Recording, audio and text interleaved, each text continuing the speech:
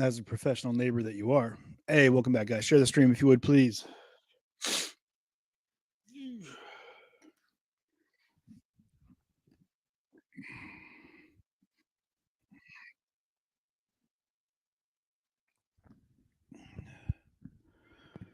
All right.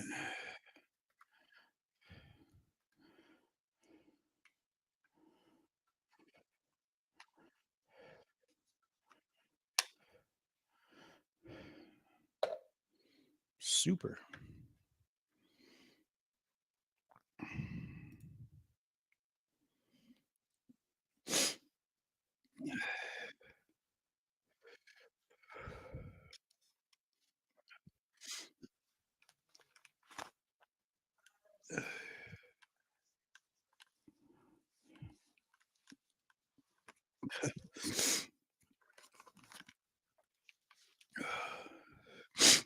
Oh, it's cold outside.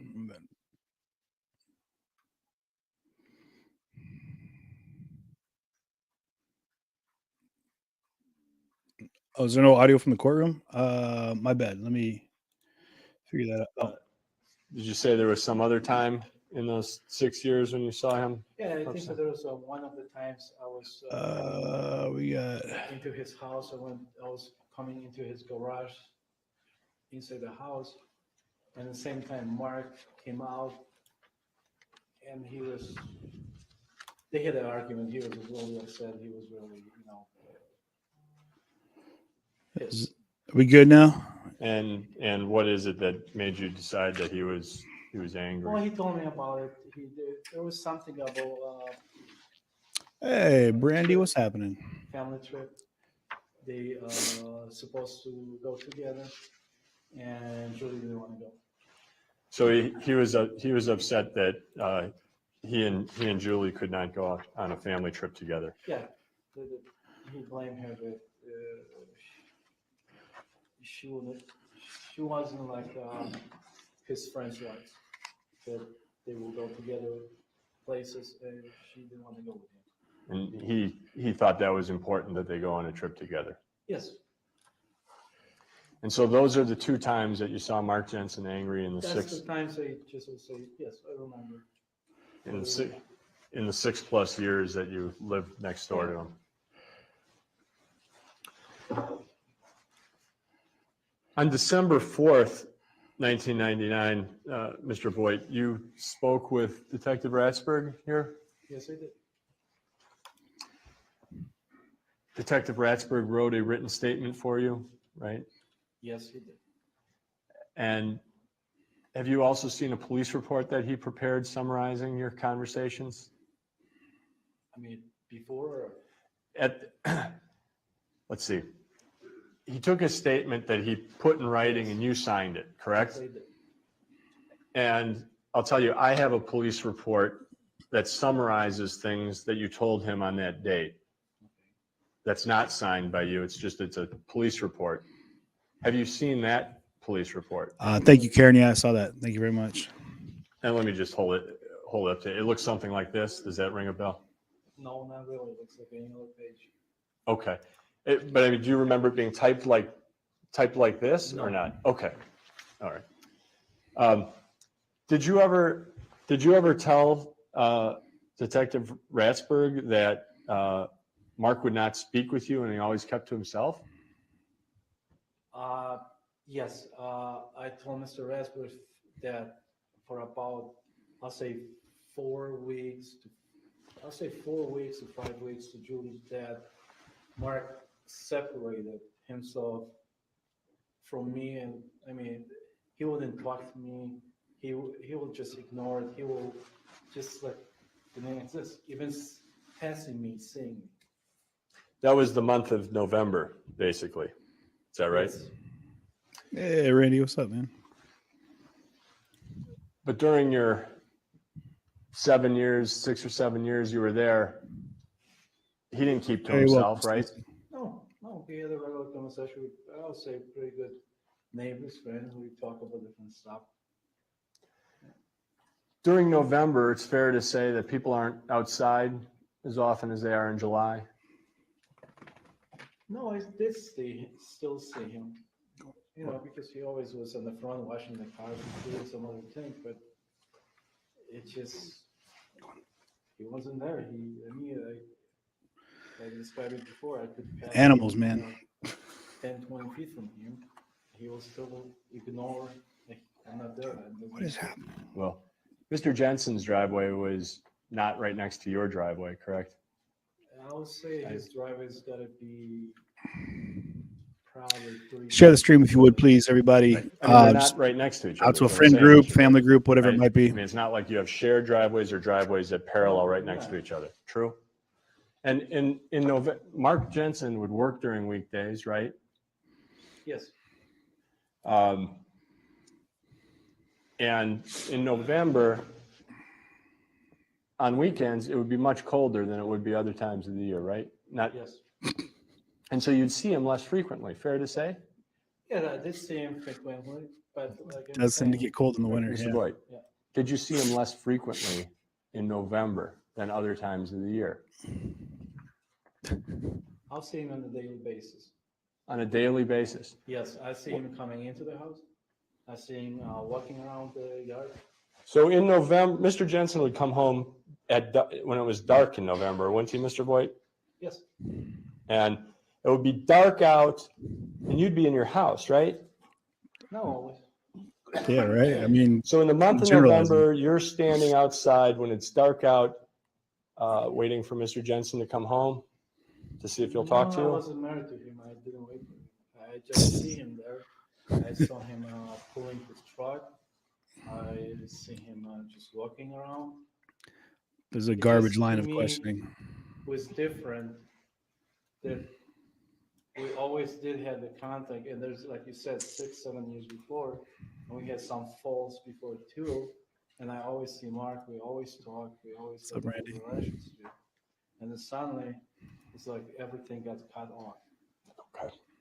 Now, one thing that could be the case is you were suspicious based on what Julie had to say to you, right?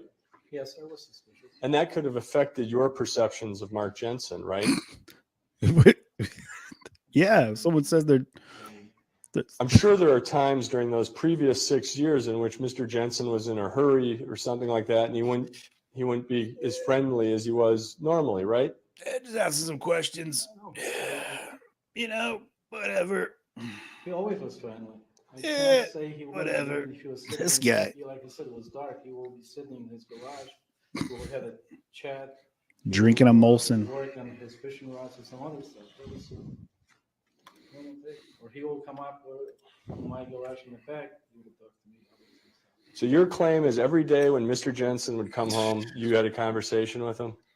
No, you're claiming the opposite. Not every day, but I'll say sometimes we'll have twice a day. Sometimes we can have 2 days. Here's my question, Mr. Voigt. In the evening, when Mr. Jensen comes home from work during the month of November, you're claiming that you'd have a conversation with him for some I reason? did not have a conversation with him that November. I did not. But the months before, and the years before, yes, I did. Every single night? Not every single night, like I said. Every other. Why would you, especially on the weekends? why would you be outside in the month of November 1998, Mr. Voigt, at night? Why would I Mark be out had there? my garage in the back of my house. I used to. My hobby is rebuilding antique cars. It's a turn. He's I a used to clown. drive all the time back and forth from the house to the garage in the back. And I meet a lot of times Mark passing by the side of the house, on the side of the pool. We met each other a lot. Mr. Voigt, let me just skip to your subject for a moment. The Sunday before Julie Jensen passed away, you said you saw her on that day, right? Yes, I did. And you saw her going for a walk with Mark Yes. and David and Douglas? I think so, Douglas and a dog. I wasn't sure about the David. Maybe David was going to. They went for a walk. They went for a walk with the dog and the youngest boy, Yeah, I maybe think the so. other boy. Yeah. You know, I don't know if all of them, but I know they went for a while. Yes. And they returned to the house, right? Yes. You saw Mark outside playing basketball with his kids. Yes, he did. Julie was outside. Yes, she was. You thought everything was okay. Yes, I did. And Julie walked up to you and your wife, right? Yes. And she had her back to Mr. Jensen. Yes, she did. You said she was crying. Yes. She was turning around and I asked her a question if everything was okay. It's all right. Back to normal. And you and your wife pleaded with her not to cry because Mark might see her, right? Yes. Because you were afraid that Mark was going to find out that you knew about it, right? Yes. So Mark didn't know about it at that time, did he? About what? He didn't know that you had had conversations with Mrs. Jensen. He saw me talking to her. That's why he was afraid. That's why you were afraid he'd find out, is because he didn't know, right? About what? About the conversations. Well, I had a conversation every day with her, and I had he knew we were talking to each other because when he even passed, he gives me, such a cold, dirty look that we were talking to each other. That was your perception, was that he was giving No, it you. wasn't the perception. You can see in somebody's eyes, in the face's expression. If Mr. Jensen knew, then you wouldn't be afraid that he'd find out, right? This is the most ridiculous line of questioning, man. I'm telling what Julie was telling me, and she didn't want Mark to find out about it, that she knew what was going on. You were afraid that Mark was going to find out that you knew, right? Yes, And that's why you were pleading with her not to cry, yes, right? And you knew you had no information, and living next door to this man for 6 or 7 years, you had no information whatsoever from personal observation or from what Julie told you that he'd ever been a violent man, right? yes, You'd only seen him angry once or twice, right? yes, In 6 or 7 years. yes. So, What did you think Mr. Jensen would do if he found out that you knew Julie was upset? Objection, how relevant, irrelevant. how would I know what he's gonna do? Well, I was going to direct you. I didn't hear your answer, I'm sorry. How would I know what he's gonna do? Well, what were you afraid of? Well, I don't know. I was just afraid. Julie didn't want nobody to know what was going on. When she approached me, she talked to me on this thing. She even told me, don't tell the neighbors across the street or somebody, because she just don't want to find out. Nobody else find out. Mark had been a reasonable man during those 6 or 7 years, right? Yeah, but not for the past 8 or 7 weeks before that happened. Well, you were just saying it was 4 weeks. What's the difference? 4 or 5 or 6 weeks? Well, I was just before that day. The way he acted, the way he He's good. walked, when he got this new job, he was like a different man. This is beyond the scope of the question, Judge. Objection, I disagree. The answer was responsive. Yeah. Answer me, Stan. Go ahead. He didn't like that one. First of all, you testified to 4 weeks, right? I don't remember that. If it's in it, yes. Well, that's what you just told Mr. Jamboys when he asked you, right? Then yes. Because you said Julie began talking to you maybe 5 or 6 weeks before she died, right? About that matter, about the problem they had in the family problem between Mark and her. Right. Yes. For She 5 or did 6 talk to me before, normally, on a regular basis. 5 or 6 weeks before she died is when she had that conversation, right? Yes. And in that conversation, she did not say she was concerned about poisoning, right? Yes, she was. In the very first conversation. Not on the very first conversation. John, but I get it. Between 5, Yeah. 6 weeks in that time area. I think so. It was on the 4th week or 3rd week before her death. Yeah. Mr. Boyer, I'm trying to find out what happened at various times, okay? So on the first conversation, Trying real hard. there was no talk about poisoning. No, it wasn't talk. It wasn't talk about Mark acting very, they had a lot of arguments she suspected, she was sure that he was cheating on her, that he had another woman. Right. She was very upset and angry about his, her belief that he had an affair, right? Yes.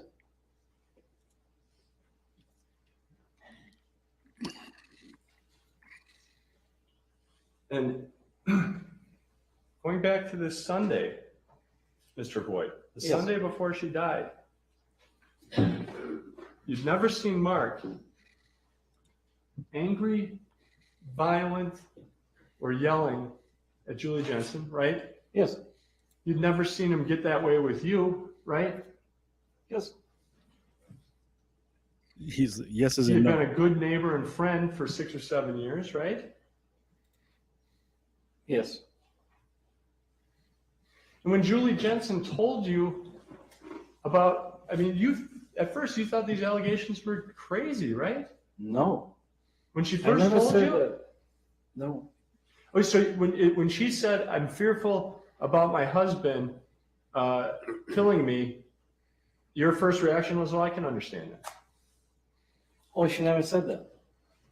She never said she was fearful about him killing her? Yes, she never said that in the beginning.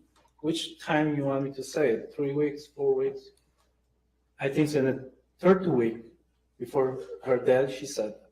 But in the beginning, no, she never did. So why didn't you go to Mark Jensen and say, "What's going on? Your wife is saying some very strange things." I don't know. I wish I did. I didn't want to interfere with their life. I didn't know what, because like I said before to everyone, that Julie didn't believe herself what is going on. This is really he trying to do something to her, or she wants to drive her nuts. That's what she didn't know what's going on herself. She told you Yeah. that she didn't want you to talk to Mark, right? No, she didn't tell me that. But she told you not to talk to anybody, right? Yes. She told you not to talk to the neighbors, right? I think so. One of the neighbors, which she specifies, was Carrie Ashley across the street. You just told me she didn't want you to tell the neighbors, right? Yes. You offered her thousands of dollars. I offered her money. You testified on direct to thousands of dollars, didn't Yes, you? I did. Is that true? Yes, it's true. You testified that she could go stay at your lake house, right? Yes. You offered her to go to the lake house, right? Yes, I did. You were willing to have her take her kids to your lake house, right? Yes. She said, what you testified to is that she was worried about the kids, right? Yes. And you said, you of course can take the kids to the lake house, right? No. What I said that I offer Mrs. Jensen the money and the lake house. We never talk about the kids at that time. I told her, get the hell out of the house. That's what I did. Well, what was the reason she said no? The reason she said no, because she was afraid that if she's going to leave the house, Mark is going to take away the kids from her. I thought She will never see the kids. I thought when we had this conversation, she didn't say anything about the kids. No. The conversation was if she will take the kids to the house, lake house.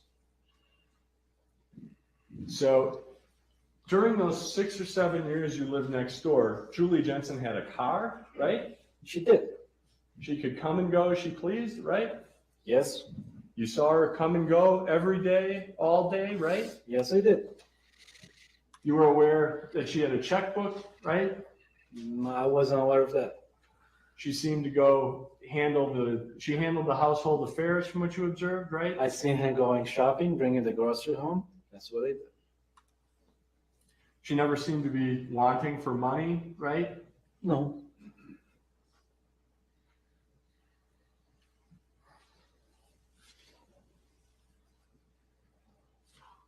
Did you tell Detective Ratsberg on December 4th that you believed Mark was controlling? Yes. You can't identify one controlling thing he did during the relationship, can you? Why not? Mr. Boyd, what did you ever see Mark Jensen do that was controlling? Why not? I remember one of the things, Julie was on the front doing some gardening work, and she had a big phone hooked up to on the side of her pants right here. And I asked her, what do you do with it? Well, Mark bought this thing for me so he can call me every 5 minutes, 10 minutes. So he wants to know where I was, what I was doing. That's what Julie Jensen told you, right? Yes. Did you hear the phone going off every 5 or 10 minutes? Yes, I did. Oh, you did? And Julie was talking Not to maybe Mark? 5, 10, but it was half hour and Julie was talking on the phone. And again, Mark will call. And do you think there's something wrong with a husband calling his wife on the phone? Well, she was upset about it. She was very upset about it. When was Because this? if she went too far by the road and the phone reception wouldn't reach, he will get upset. We'll worry. When was this? It was about 2 years before her death. Okay. Or a year before her death. What else did he ever do that? One of the things. Mr. Boyd, hold on. Let me clarify my question. What did you ever see? Not what Julie told you. What did you ever see Mark Jensen do that was controlling? Controlling what I ever seen, that every time when Mark come home, the whole family always used to be outside. They were playing, they were doing stuff. When Mark pulled to the driveway, it's like everybody disappeared out of the driveway, and they went inside the house, and we didn't see them again. Could that have been dinner time? No, It wasn't dinner time? I talked to Julie about it, and Julie told me that Mark wants to have his time with the family. It's his time after coming, from work. And a lot of times we ask, what are you guys doing tonight, or what's happening later? She said, well, I don't know, nothing to Mark. She wouldn't make a decision, a statement, till she first talked to the Mark. And that's what made me that he is so controlling. Mm-hmm. Sir, were you asked the following question, and did you give the following answer when you testified on July 5th, 2007, page 54, line 7? Question. My question is, did you ever hear or see him meaning Mr. Jensen, do anything controlling with Julie? Answer, no. Objection, this is not inconsistent with the witness's testimony, Your Honor. Overruled. Did you give that answer? Yes. Question, and that was before September 1, 1998, and that was after September 1, 1998, correct? Answer, yes. Yes.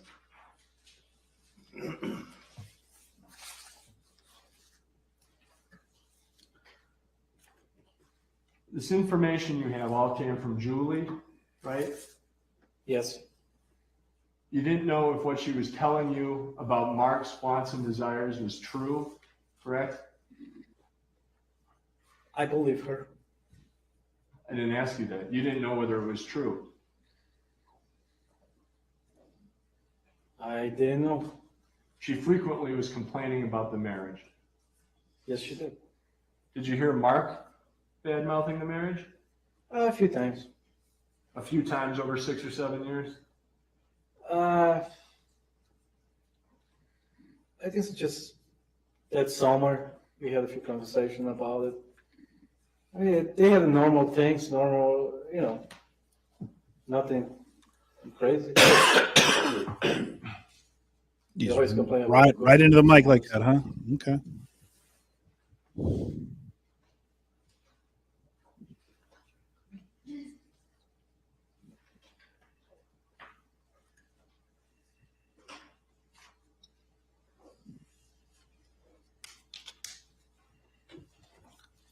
The only time you really saw him upset was the one time in the garage, correct? Yeah, that's the time I remember at the moment. You never heard, for example, Mark Jensen demanding that Julie get a job, right? He told me once, That he would like Julie to work? yes, Did you ever hear him demanding that? no, You never heard him talking to Julie about that, right? correct, You never heard him insisting that Douglas be in daycare all day, right? right.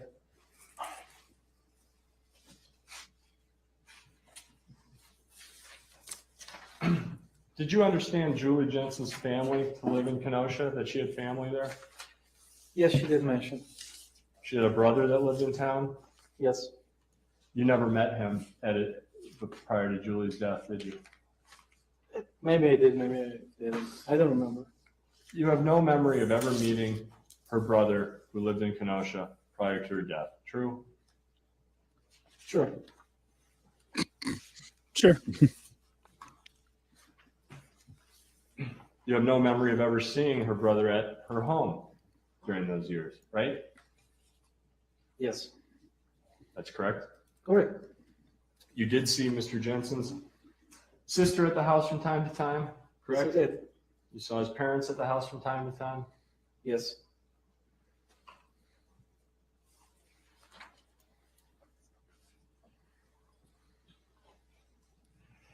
In this very first conversation that you had with Mrs. Jensen, she said she believed her husband was having an affair. yes. Did she say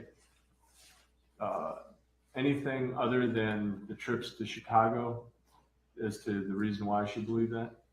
No, she said his behave.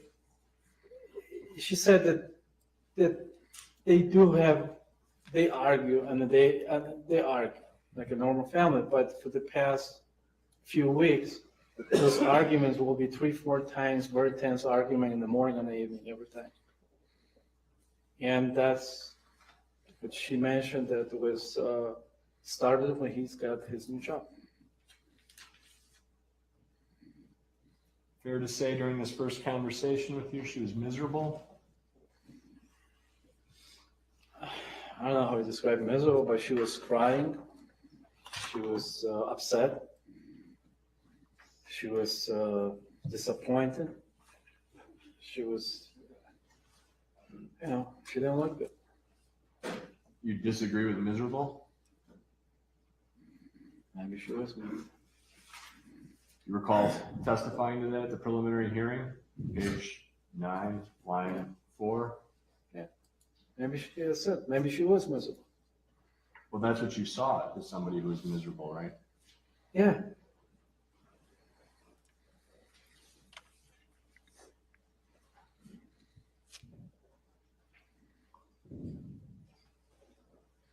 Julie told you that she suspected Mark was doing something on the computer. Yes, she did. She said she was vacuuming one day, Yes. right? And that's the time that she said she saw something on the computer, right? Yeah, she Well- described it to me. I'm sorry, I interrupted. Maybe you weren't. Come on. That's the time she described seeing the computer, right? Yes.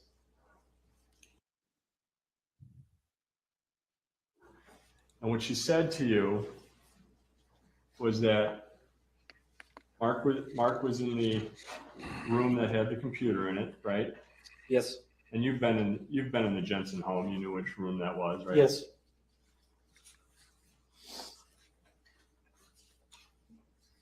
And that the door was 3/4 of the way closed, right? Yes, that's what she described. And as she was vacuuming with the door 3/4 of the way closed, she said she could see the screen of the computer, Yes. right? And so she was standing there to see what he was looking at, right? Yes. And is this when she described seeing Yeah. websites about poisoning? Yes. And she claimed he was looking at sites on poisoning when she looked through the door. Yeah, that's what she said. And then as he was sitting there and noticed her, he reached over with his foot and shut the door. Exactly correct. That's how she described it to me. She also told you that Mark Jensen left the computer on, Yes. right? With what kind of information on the There was screen? some poison sites or something, she was telling me. And she saw it then. Yes.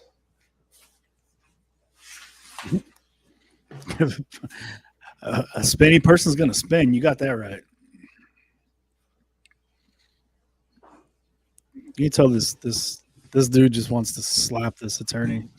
Just done with him. Like, how many times can you ask me the same question in 57 different ways? The thing is, it's not even none of the questions he's asking are relevant. You know, like it's just it's almost like he just wants to badger this guy down because he's the closest thing to like an eyewitness of the way that they were living, right? So, Mr. Boyd. but again, just so you know, they're showcasing this testimony from earlier. I'm talking over him for a minute because this gentleman wasn't able to be there today, be it because he had medical issues or whatever, or he passed That's away. not his office, I don't think so. I don't think so. Maybe, if I remember right, desk used to be sitting on this side. That's what I remember when I went there with him. Excuse me, I didn't see where it was playing. Well, I couldn't either. That's helpful. Well, Let me- I'm sorry. I didn't mean to interrupt you. Mr. Boyd, Yes. you do not recognize this as the office where the computer was? No. If the police took this photograph on the day of Julie Jensen's death, this isn't what you remember I ever don't seeing. remember. I remember actually the office, I think so, after Julie's death, because I went to Mark's house, because he was doing some training for me on the computer. And I remember when I was sitting over his desk. That I remember. That was after Julie did. This I do not remember. I know where the room is. Hold on. Okay, you don't recognize this photograph. I don't. You don't know what this is. Only thing I recognize from this room is the doors, the shades in his rooms, but and I know which room is it. The first room when you can walk into his house, on the left side, first door. You go through the hallway. Is it your claim there was no computer in this room? No, there is a computer in the picture, but I never seen in this room computer before. I wasn't going to their house like every day, but I don't remember. I'm telling you what Julie described it to me, how she was doing, what she was doing, and how the event happened. I can't, I'm just trying to find out if you recognize this picture. It sounds like you No. don't. Okay. Yellow? Hunter, would you give a phone number? Sure. Thanks.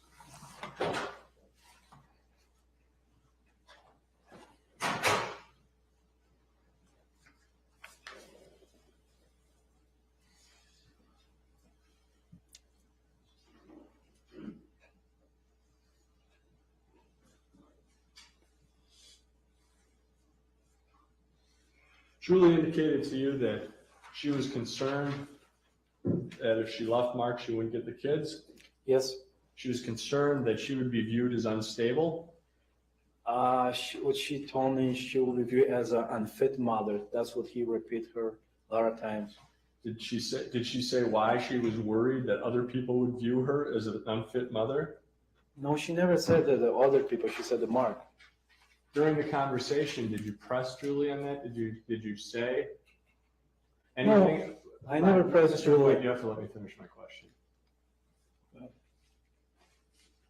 During these conversations, did you say anything to Julie Jensen about other people would make the decision, not Mark? About what happened with the kids? Never did.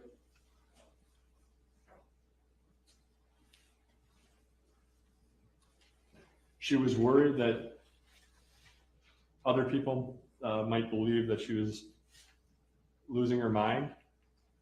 She expressed that?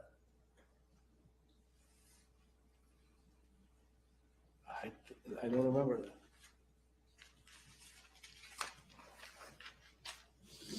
For what period of time did Julie, there was a period of time in which Julie was expressing to you that she wasn't eating anything, right? Yes. When did she say that? I think so. She got like sick about 2 to 3 weeks before her death. Mr. Voigt, you indicated on direct, and you were just suggesting it now, that 2 weeks before her death, she said she got sick. Is it 2 weeks, 2 or 3 weeks? What is it? I want to take a pick between 2 and 3. I just want to know what the truth is, Mr. Voigt. It's not, remember, this was 9 years ago. I'm telling the best of my knowledge. That's what I remember. And that's what I remember. It was 2 to 3 weeks. And it is 9 years ago. It's a long Yeah. time, right? You gave statements to Detective Ratsberg the day after, on December 4th, right? Yes, And things were much fresher in your mind then, right? yes, And you were suspicious when you talked to Detective Ratsberg on December 4th, right? You're suspicious about Mark Jensen? I wasn't suspicious. I just said it, and Mark did it. Mark poisoned her. You were suspicious on December 4th, right? Objection, the question's been asked and answered. He volunteered something that wasn't a direct Any answer. objections overruled? You were suspicious, right, on December 4th, yes or no? Yes, And so you knew it was an important statement you were giving to Detective Ratsberg. yes, And you told him everything you could remember that was important, right? yes, I did. He wrote down the information, right? Yes, he did. And you signed a statement, correct? Yes, You testified at a preliminary hearing in this case, correct? yes, That was back in 2002. yes, You testified to everything you could remember that you were asked about, right? yes, After the preliminary hearing in July of 2002, a typewritten statement was prepared for you that you signed, correct? yes. You signed that statement, true? Yes, I signed whatever they gave me. Yes, I did. And that also was as complete as you could make it in July 2002, right? Well, I don't know if I can answer that, but, on the first statement, Well, I'm not asking about the first statement right now, sir. Did you try to give as much information as you could in that July 2002 statement? To I was Detective saying Ratsberg? everything what I knew at the time, and what they asked me. And then you testified in July 2007, right? Yes, And prior to that testimony, you spoke with Mr. Jamboys, right? yes, I did. You went over everything you knew, right? I don't know if everything, but whatever they asked me. They asked me the question, I answered the question, my best knowledge.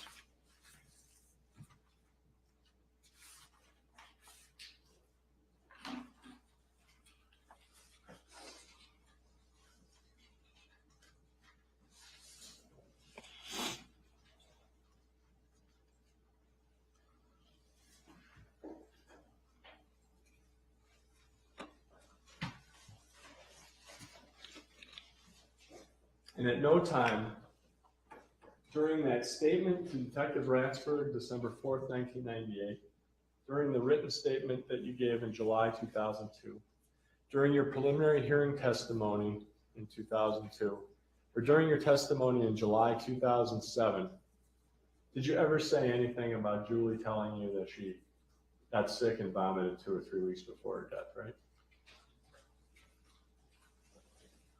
I did say that. In I which did say statement? I think so on the first statement. In the first statement, I did say a lot of things. Mr. Raswick was in our house for over 2 hours.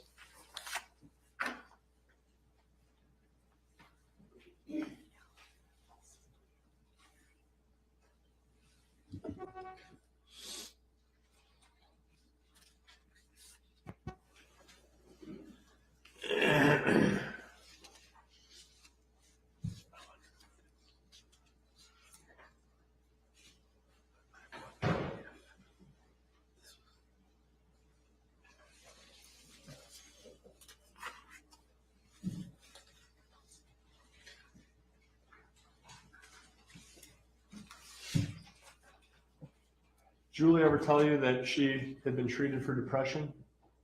No, she never did. Did she tell you why she went to the doctor on December 1st? No, she never did.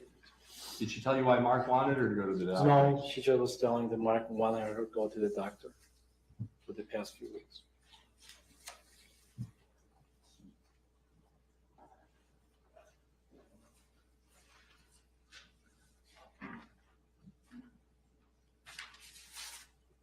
You told Julie Jensen at some point that maybe she should call police, right?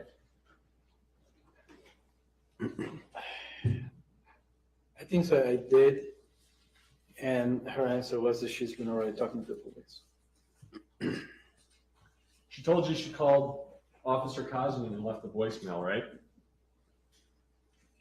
Yes, I think that she called the police department and he wasn't there. Mr. Boyd? Yeah.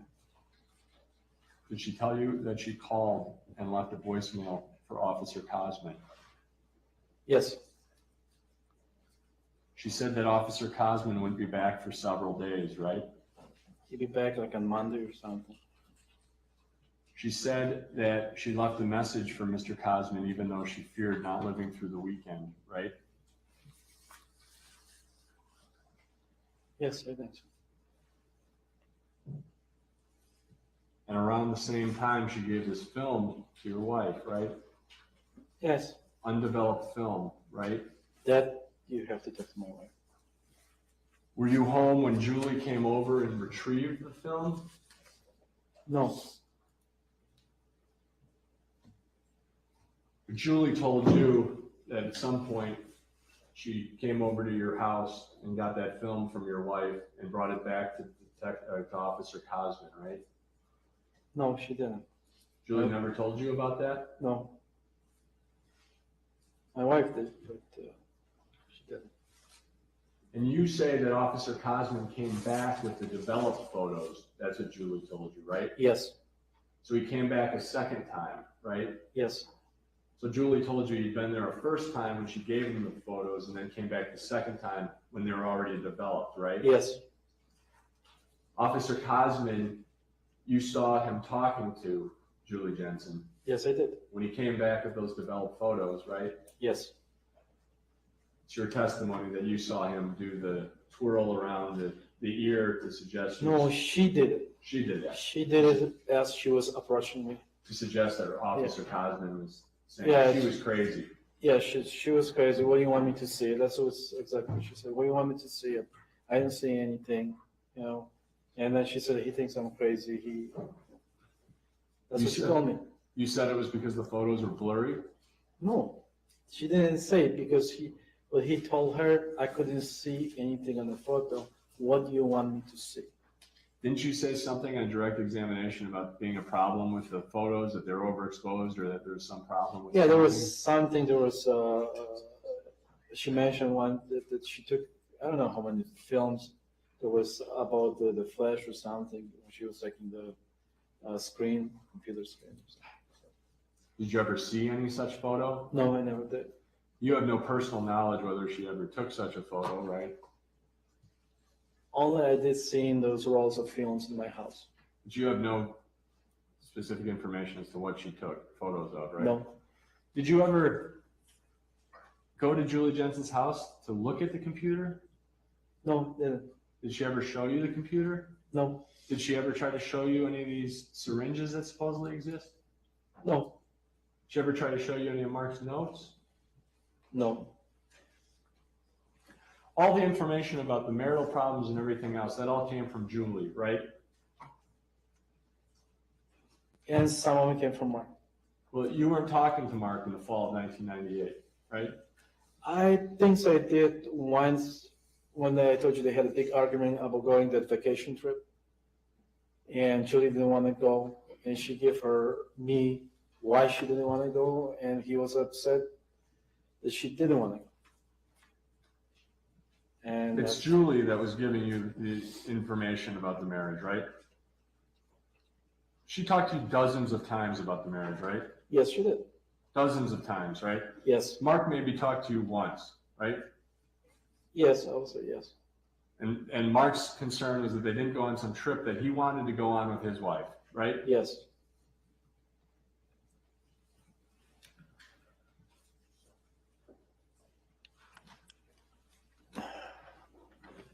She rejected all of your offers of assistance, true? Yes, she did. That first day when you saw Julie Jensen outside, she was outside, right? Yes, She was on her porch on the front porch, yes, by herself by herself. in the month of October, right? Yep. She knew what time you left for work each day, right? Yeah, You'd either leave before rush hour or right after what you considered rush hour, right? I used to leave around 9:15, no later than 9:30. She was aware of that from being your neighbor for 6 or I 7 really years. don't know if she was aware of that. And I know one thing, that me and Mark used to leave like whether tonight Judge, or. this is beyond the scope of the question.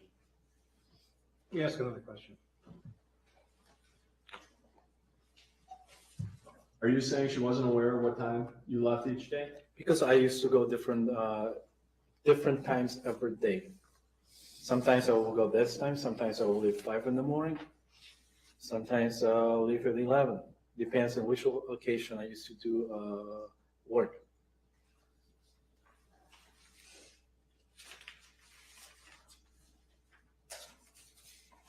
Julie, was there any particular reason that you could ascertain as to why Julie would be crying outside, or did she tell you why she was crying outside? That Mark just left to work. They had a big argument, and she was just sitting out there. I don't know why she was sitting out there. I didn't see the argument. I just saw Julie sit spread in the front of the railing and crying. But guess what I'm inquiring, Mr. Boyd, is she could have been doing this crying inside, right? Objection calls for speculation. Overall. I don't know. How could I know? Well, Mark wasn't inside, right?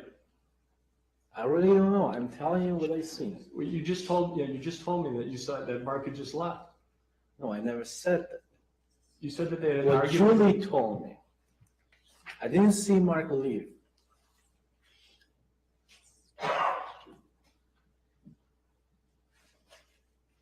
Julie told you Mark had gone to work, correct? Yes, correct.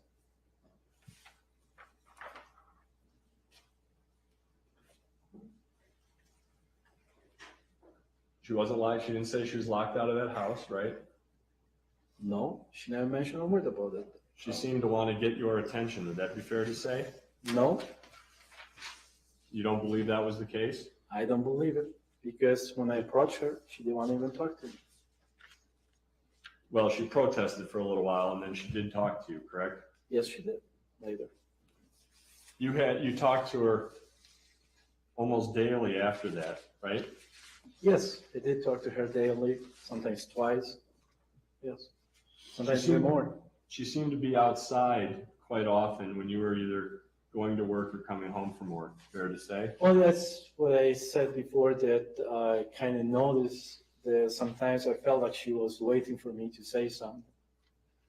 And she seemed to be waiting outside for you, I right? said yes. And she seemed to know when would be a good time to try to wait for you outside, right? Objection, Your Honor, calls for speculation on the part of this witness. And how long is this going to go on? This is, I object to the speaking. This is- I object to the- Just please.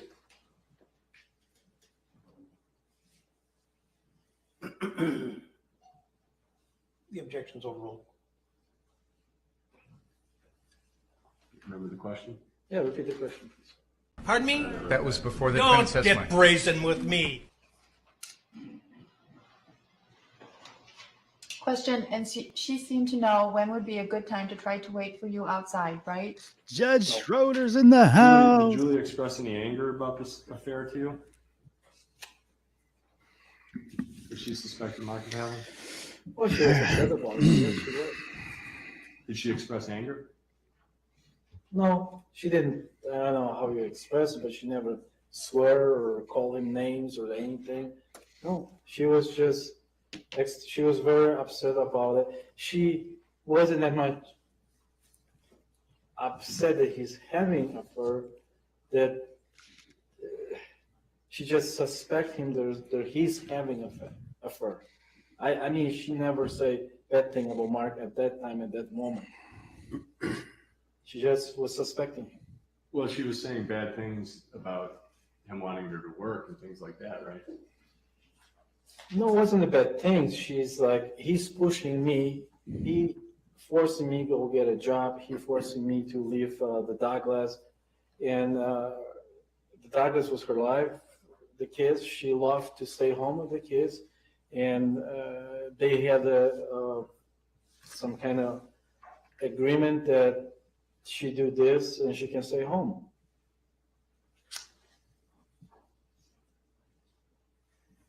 During this first statement to Detective Ratsburg, you had nothing to say about any high five, true? No, I don't think so. I don't remember. He wasn't able to be at I don't the remember. trial for whatever Objection, reason. Your Honor, it's improper cross-examination. Anyway, the absence of an They didn't entry in say. a prior statement does not constitute a prior inconsistent statement. That Look at Schroeder, statement, which, just yeah, kicked back. one would think would be stated in a prior statement and is not stated, can be of benefit to the finder of fact. The objections overruled.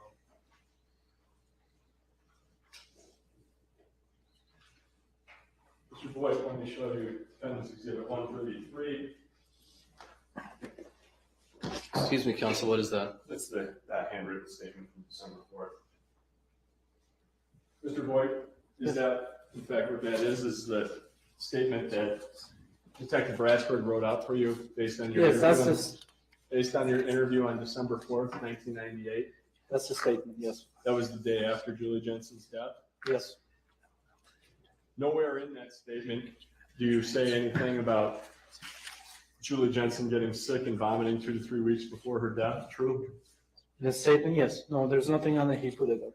There's no statement in which you ever said anything about vomiting, Like I right? said, I made this testimony. It was over 2 hours testimony. There's a lot of stuff where I talk about it. It's not in it. If this is 2 hours, what I was saying in my life, it's wrong. There's more stuff, more detail. But at that point, I know Mr. Radsberg pointed to us that Julie Jensen wasn't poisoned. So it's like there's no suspicious or nothing that he, this happened. We were all surprised with what happened. We didn't know it was going to happen that soon.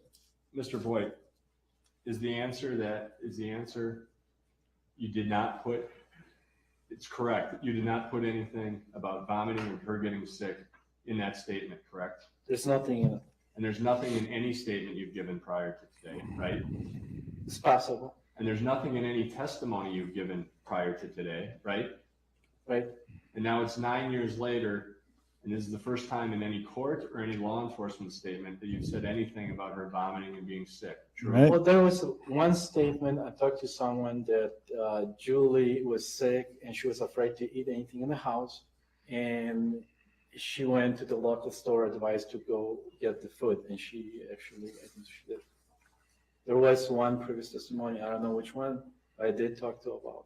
Well, you've stated that Julie did not want to eat any food in the house, right? At some point, yes. Right. I mean, that's what you're testifying to today. Julie did not want to eat any food in the house. It was, Mr. it Boyd, was about 2 weeks before her death. is that correct? Julie told you she did not want to eat any food in the house At that time, correct. At that time. in late November of 1998, Like I said, it was like 2 weeks before her death. which would be late November of 1998, right? It would be the mid. She told you she was refusing to eat any food that was in the house, right? She was refusing to eat any stuff that Mark will give it to her. Here is the February 27th. I'm not sure how much I can fit into the. Let me see if I can get into the comments here. Okay, so yeah, here we go. Hopefully this will all show up. So this was on February 27th, 2008 is when they changed the death certificate from what it was before, which was hold this death certificate in advance of completion of the And you told her, if related you're felony scared to trial. eat anything in the house, go to White Hand. Yes, As And best I that's can what she tell, did. She went to White Hand to get I food. think she did because she said in she this, went and it was changed to ethanol, I remember glycerol, she was glycol shaking, poisoning, crying, and she said, "I need nothing for 2 days." and then box 38 should be was changed to scared criminal of eating homicide. So And I'm sure this is in one of my. this is statements. 2008, February 27th. And what she said is she was scared to eat anything in the house, Yes. right? That's why she went to White Hen, true? At that time, like I said, that 2 weeks before her death. And that's why she went to White Hen, right? Yeah, that's why she went to White Hat. Thank you. And that statement, you also don't say anything about a high five, true? Yes, That is true? it's true. And you didn't say that in your statement in 2002, correct? I mentioned that stuff before in the meeting with Mr. Jamford. I mentioned with Mr. Ransford. Is there any written statement anywhere? No, it isn't. That wasn't something that you ever testified to until this year, right? No, like I repeat myself again, it's not in the statement, but I did say it before. I don't know why it isn't in it, but I did. So this is live It's not court in any right now. statement or testimony Actually, until this year. Testimony this year. This yes. particular witness, it's weird how they're doing Yes, that's this. where it first got recorded. This witness wasn't able to be there, so they're just showing his That was testimony 9 from the years last after court that. case Yes. True. trial True. right now. So this is live. This is in the courtroom. They're watching this as well. Like basically, they've got this set up on a stand, and they're watching this instead of having him sit on the stand. For whatever reason, he wasn't able to make it. So this Did is your neighbor tell you actually this about is her live. affair? No, she never There we did. go. They're watching on the screen in the very top there. You see in the middle, and obviously they're not going to be able to cross-examine. So that's defense. Hopefully they're And redirect. done with this guy. You're all good. Did Julie tell you why she didn't want to go on the trip, that Mark was upset that she wouldn't go on? Oh, yes, she did. What did she tell you? Her side of the story was, well, when she find out how Mark plans on this trip, that he made the plans, I think with a couple other people from his work and his wife, that he already arranged, put Douglas someplace in a hotel with the babysitter, some strange person. She was really upset about it. And that's what she said. And that's what they go from bar to bar. They go to the strip clubs, all this other things at 3 a.m. I'm not into it. I'm not going to do it. This is not my type of vacation with the kids.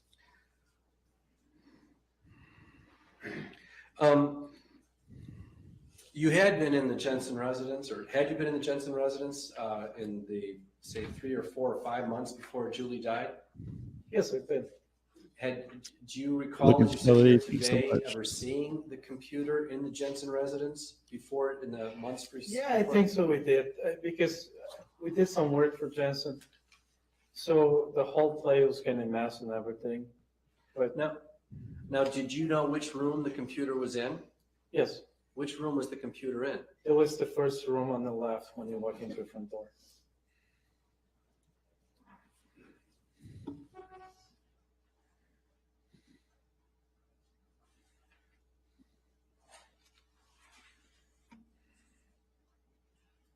So directing your attention to Defense Exhibit 132, the photograph here, can you tell us whether or not that is the room that is depicted in that photograph? I'm really not positive this is the room. If this is the room, I know that I remember the carpet in this room because they changed the rest of the house was blue. The green was in Mark's room, his office when we did the work for him.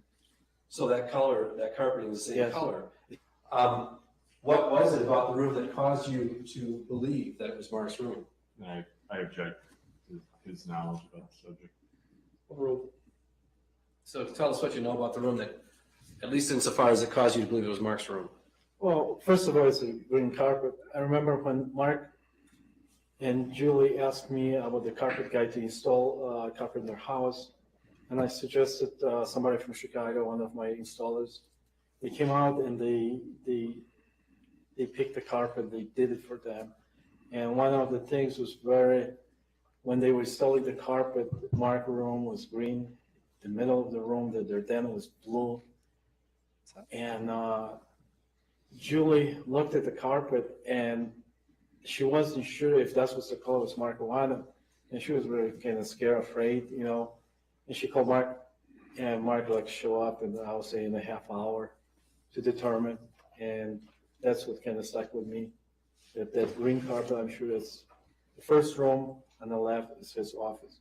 So the first room on the left, as you're going down the hallway? Or? Yeah, going to the hallway, you go to the front door, you turn to the left. There's the first room on the left side, that's his office. And when you saw a computer in that house, which room was it in? This wasn't this room. Now, I'm sorry, what was the answer? It was in this room. The room in the photograph? Looking at exhibit G132 again, do you recognize anything in that photograph? Wood shades, that's the only thing I recognize. I do not recognize how the furniture was set up. I do recognize the later setup of the room, but at that, no. You say that you recognize the later setup in the room? Yeah, because I was there later after Julie shut death. Oh, and so it was a late. So you remember what the room looked like after Julie's death? Yes. And did it look like this room, or was it a different room, or don't you remember? No, it was the same room, but different layout because the computer was sitting right on the left. If I remember correctly, there was a desk, and the computer was sitting right here on this side. Was the computer sitting in a place where it's closer to the door, or about the same distance from the door? That It's is about the there? same, a little bit closer. A little closer. Do you recognize the furniture at all? No, I don't. Because like I said, when we worked there, when I was there, it was, quite a bit chaos when they were putting hardwood floors to replace the carpet, so everything was messy.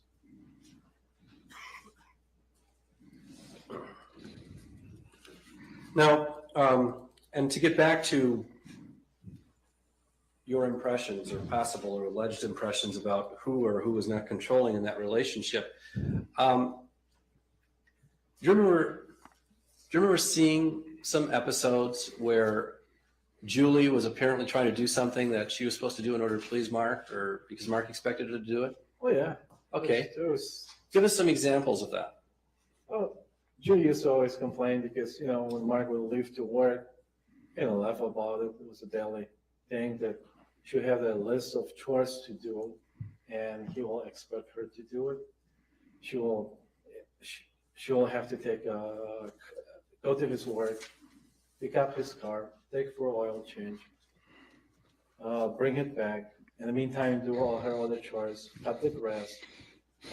One of the times I remember when she was sitting in the back and she couldn't start her lawnmower, and she was crying, and I came out and I helped her, and she was like, all upset and everything. I have to do this because Mark expected me to do by the time he gets home. One day I remember she was backing up the boat. She blocked the whole traffic. Why don't you ask another question? Okay, well, tell me about the time that she was backing up the boat. The same thing. It's like she was very upset why I'm doing this, a stupid boat, why I have to go take it to the Jelinski for service, why he cannot do it himself, because he wants this boat ready by the time he gets home. White, I think the question on the table related to a time when there was a deck being constructed in the backyard of the Jensen residence. Can you tell the jury about your recollection of that episode? Yeah, it was during the construction. I think so. As soon as we finished construction of the house, we were building, my crew, on the back of the house, the garage. And at the same time, Julie Jensen was working on her side of a yard, on the backyard, taking apart existing, I think so, patio around the swimming pool. And what condition was she in at the time? Well, that was the funny thing. She was pregnant, and the workers, I remember they were just kind of laughing about it because she was sitting in the backyard with a hammer, pulling out nails from usable lumber she took apart, and she was flipping. She didn't have enough power. She was falling down. She was upset. She was nervous. She cried. And did she indicate to you why she was doing this at this time? Yes, she did. What did she tell you? She said that that's what Mark wanted her to do. That's what she have to contribute to the house. That was one of the things she have to do it. He told her to do it. And your recollection is she was how far along in her pregnancy at that So time? she was, I don't know how far was she, but you will notice that she was pregnant and her struggle, what she was doing, and she was very upset about it. Now, tell me about the episode, insofar as you can remember it, when Julie's father came to visit the Jensen household. Yeah, I think so. It was fall, the year before. I think so. Same year or Julie died, or a year before she died. It was in the fall, I remember. That he was in the front with, they had a dog, I think a Nicky or Mickey, and her father was taking for a while, and then Julie introduced him. That's her father, and then she told me later that he's got the cancer. He's gonna die in a weeks, and that was I think so one of the days.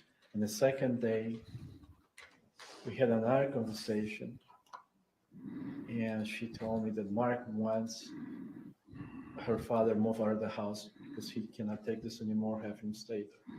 And he's supposed to stay with her a week. And this was like the second day.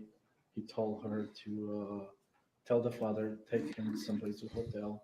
He didn't want him in the house. And did you have any conversation with Mark Jensen about that? Did Mark Jensen ever say anything to you about that? No. So that's the conversation was between you and Julie. Yeah. And did the father stay in the house or did he leave? He, And how much time after was that second conversation with Julie that Mark's father or that Julie's father had to leave? I think it was like next day.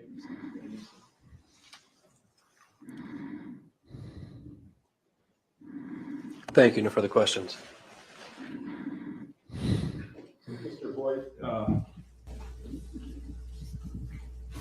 this thing about the deck, when was that? I know my house was constructed at the time. I don't think so. I know she was pregnant with Douglas, with the younger son at the time. I don't know what year was it, and I was building the garage in the back. There was 4 or 5 different people, contractors.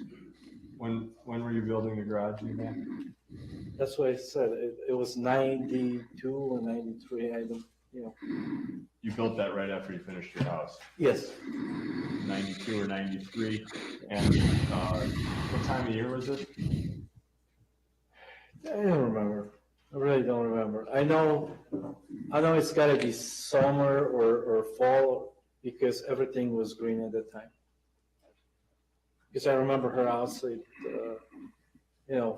just falling, sitting there, and especially these guys at the lunch, they were just making jokes. Do you think maybe it was like August or something like that? It's possible. I really cannot tell you what that was, what month it was. Was this a patio or a deck? There was a deck around the swimming pool area where they had.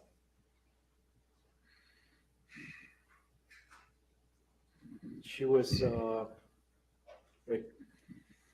Probably in on it. Oh, Tanisha, I see where you're at. all the way around it, all around the patio.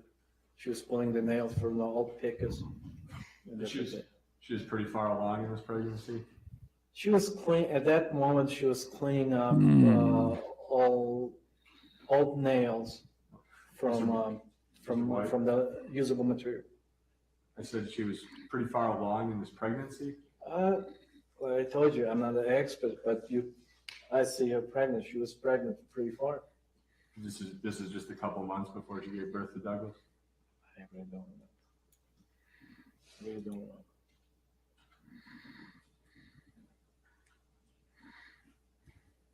Your best guess is August of 1992 or 1993. If it was late summer, does that help you determine if it was No, 92 what I or said 93? is, no, I cannot commit to the date or month. I know if I can go back to my, maybe my statements or my workers when I paid them or something, I can probably dig it up about what time and when we built this garage, and I can be positive. But it was summer for sure, because I remember she was in the back, it was everything green, she was on the lawn, she was, They were using the pool, I don't remember. but did you I don't think so, no, they did not use the pool at the time. We didn't see it. It's, and then again, at that time, we didn't live there. I don't think so. We lived there. Pardon I me? know. What did you say? I don't think so. The time that we lived there, like full time. That you weren't living there full Yeah. time? When did you begin living there full time? I think so. It was 92, or I just because I don't recall my wife being there at the time. Right, so you think it was before you moved in Yeah. full time in 92? Yeah.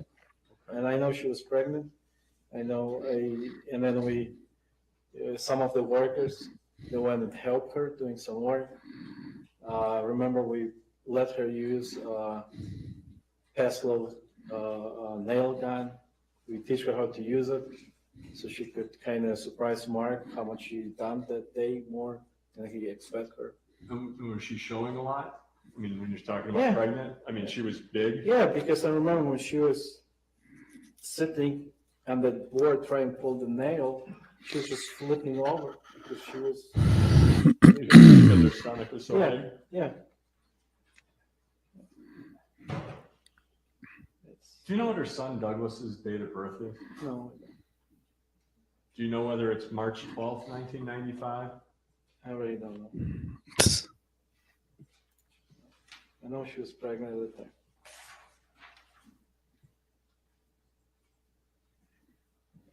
I wanted to ask you, the last time you spoke with Julie was Sunday or Monday? I think so. I did briefly talk to her on Monday. And on Tuesday is the day that that your wife spoke with Julie?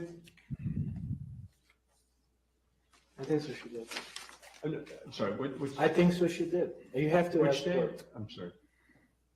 I think so she did. I know, I'm asking which day she spoke with Julie. I really don't. Well, your wife had told you about one day that week where she'd spoken to Julie, right? Yes, she did. She told me there was, I think so. One time she told me Julie came to the house, picked up this. Yeah, it's crazy. The second wife married him, knowing that he Then, offed his first one wife. time, I think so, was Wednesday, she called her. Whereas Tanisha said, probably in on it. She- Just saying, that makes Telephone sense. call was Wednesday? I think so, it was Wednesday. All right. It tracks. And the same Thanks, day- Mark. I the appreciate same that. day as the telephone call is the So, day that work you in saw progress. Mr. Jensen leaving around 9 or 9:15. I think so, it was next day. But we're getting there. I didn't see him leaving. I saw him walking from his cars to his house.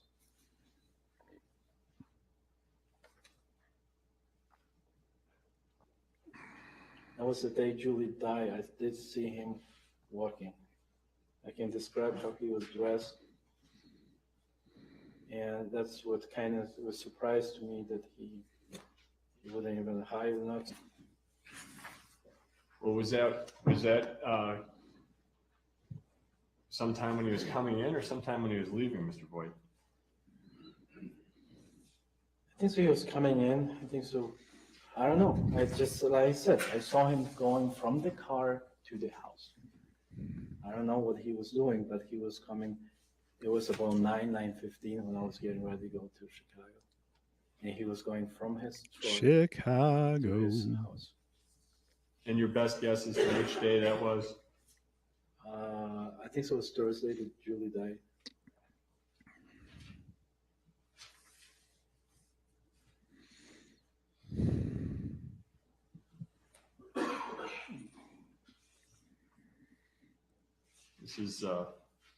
This is the 9 years ago. Yes. Yes, I remember that. I remember when I passed him.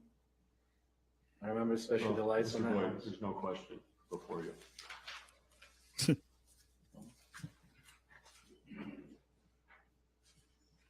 Well, I got something to say, and I'm gonna say it. See what I'm So- saying? Nothing further, Your Honor. You missed it. Oh, Okay, I think we deserve Well. a break, folks. yeah, right. Man, oh Go on back, man. relax for a little bit, okay? Thank you. Take a few minutes on that one. Jeez, bro. Mark thinks it's hilarious. He's having the time of his life. He's been like super leery, man. Like, watch his. I mean, he's been in prison, so I guess any chance to see any shall we say talent as the kids are calling it these days. I'm sure he's pretty happy about. So he does look cocky, doesn't he? And he looks like he's got a freezer somewhere that has, just gonna say it, some nice cuts of meat. We'll leave it at that. All right. But I mean, look at the guy. Gosh, man, I can't. So anybody in here, I know I've had some folks that have hit me up and said, hey, I remember this case. I remember him. I remember, like they remember not just the trial, but they actually remember the Mark himself, and he's 63 years old, man. Like that. Look at the dude. He's looking good at 63. I'll give him that, man. He's doing whatever he's doing it right. So fair play for him. You know what I mean? Oh man, I tell you what, we got a couple minutes to kill here. So yeah, he's creepy AF. You are definitely right about that, Jenny Lynn. I mean, not that he can change his look, but if he could change his look, he should change his look, because that look could use some changing. And I had this this little smoky incense thing here, and just gave myself a migraine. Like whatever I burnt, I'm pretty sure it was just toxic, because it just gave me the worst headache. Not cool. In case you guys cared to hear. What do we got going here? So yeah, last time we were talking about, what's funny here, while we have a little bit of a breather here, let's take a walk down memory lane, because we can. So I believe that I've got these. Yeah. So in this photo album over here, what do we have here? Portland. Yeah, we've all seen these though. You know what though? Here we go. I was talking about this earlier, and I think it's important to remember that you should source your information, right? And I've said this, and I'll continue to say it as much as anyone will listen. But if you're looking to gather information, don't do biased research. If you really want a good answer, I mean, I would recommend you put in the effort to look at the counterpoints, if you will, places that you wouldn't normally go, ask questions you wouldn't normally ask, and ask them to people that you normally wouldn't maybe associate with, and you might get a different POV, right? So,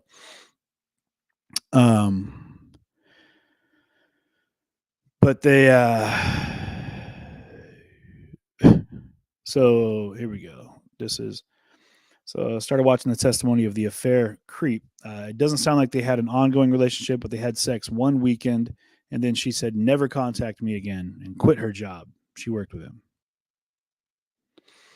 Kind of freaky stuff that they get into, that they had to build up to the infidelity, and then whatever happened, and all of a sudden she wants nothing to do with him. Just saying, I don't know. But so let's stop that one, and we're gonna go ahead and share this one over here. The man, these are a throwback here to to a time past, So this was where we got going here.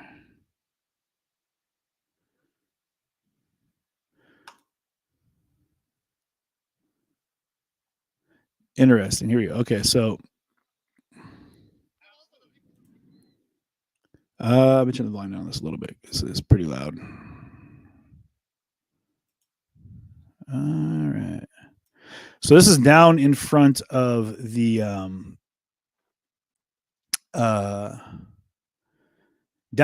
Portland courthouse, right? This is the federal building. And this is back when people were pretty inclusive, right? Like, this is obviously someone that nowadays wouldn't talk to anybody, especially if they're not, 100% with whatever cause you would assume that they're with, right? So it's interesting. But this is the conversation we had. People come out and start policing each other a little bit too. So you see that out here already. yeah. And also the Absolutely. people come out and start policing each other a little bit too. So You see that out here already. Yeah. And we've seen there's like different groups, and people are kind of slowly figuring out who they want to listen to. And and I encourage that, man. Like, information, like, gather it from any source you possibly can and promote that. Try to get people that are actually listening, and if you have something to say, and if you're looking to learn, this is a great place to do it. Come down for yourself and figure it out. So yeah, this is great. yeah, we just came down from Seattle for the night just because it was like we heard the feds had left and we're like, are they But really did gone? they? Did Yeah. they? But did they? And I heard it was peaceful. They last didn't. night. Like, will it stay? So even there, this has been I've been saying this since the summer of 2020. You really have to look for as many sources as possible, and it is it's an opportunity for you to either to reinforce what you already believe and just stay with that, or to to find another viewpoint, vantage point, and way of looking at things. But yeah, man, some of the nights down here, they got crazy. This was one of the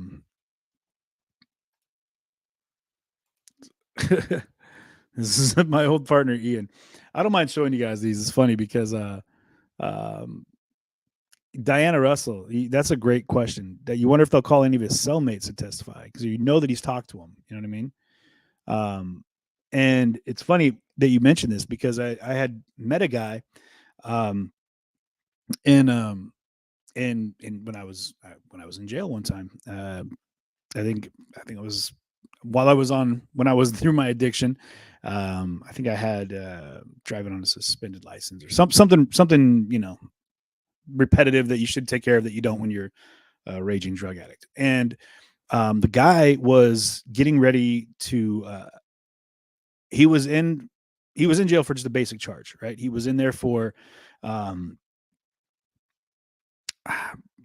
maybe a possession charge, possession of something, And while he was there, he and his cellmate got a hold of some drugs in jail, and they got high. And while he was high, he told his cellmate in confidence, he thought, about about this situation where he killed this guy. And this is crazy.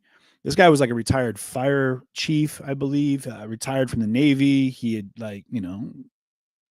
but he had an entire different life. So he tells him about this. Well, that guy immediately, he keeps track of everything he said. He writes it all down. He goes, and he was getting ready to do go off to prison for however many years.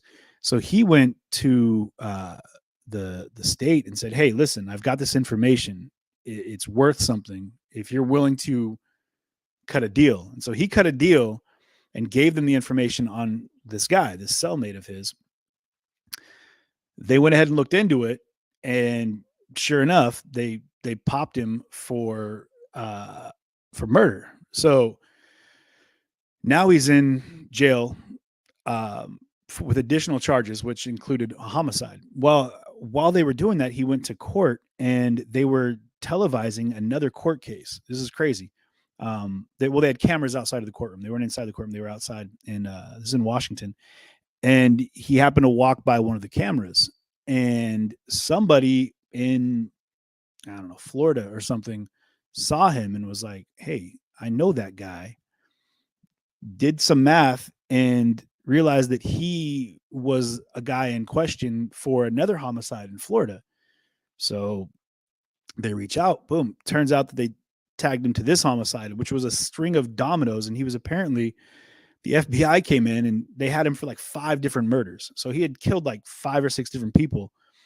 But it all started when he told his cellmate about one experience, one thing that happened.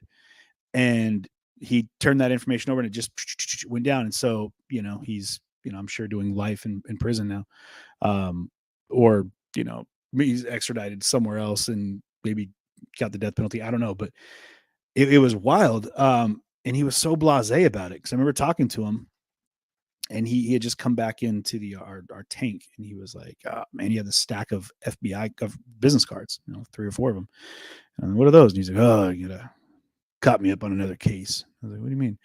Well, one of the FBI talks to each other apparently, and one guy over in Florida, and then he kind of broke it down and talked to another guy in Chicago. Another guy was over in, in Tennessee, and then blah, blah, blah. And well, turns out that your past will catch up to you. And he kind of just broke it down. He's like, yeah, just anyway, it all came down to him sharing information with his cellmate. So, Diana, you're probably spot on here. If they do call his cellmates, there's probably someone in there that's like, okay, here's the deal, right?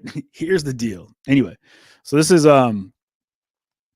down in Oregon, again, Portland. This is on the side of the federal courthouse. Now, and this is what I was talking about. We were talking about J6, right? This is some of the stuff that I'm referring to when, like the things that I was watching all through 2020. And I was just like, wow, okay. So this is a federal courthouse, mind you, right?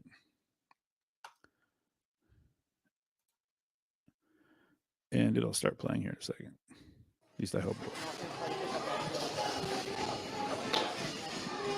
So they're trying to barricade the door. I'm just kind of in my mask there. So there's smoke bombs, but they have mortars that get thrown in there. They're trying to barricade this door shut and light it on fire. Safe to say it doesn't feel peaceful anymore. I had just said, I'm like, oh, it's a pretty peaceful protest. People are down here chanting, but nothing's really going on. Nobody hurt. Not that we know of, but look at this shield wall. Look at this shield wall they got here. And those are the flashbangs that the federal agents were throwing and shooting out of the building at them. And those are the explosives they were throwing back at the federal agents. Here they come. But they had these little sniper towers that they pop open, and they just.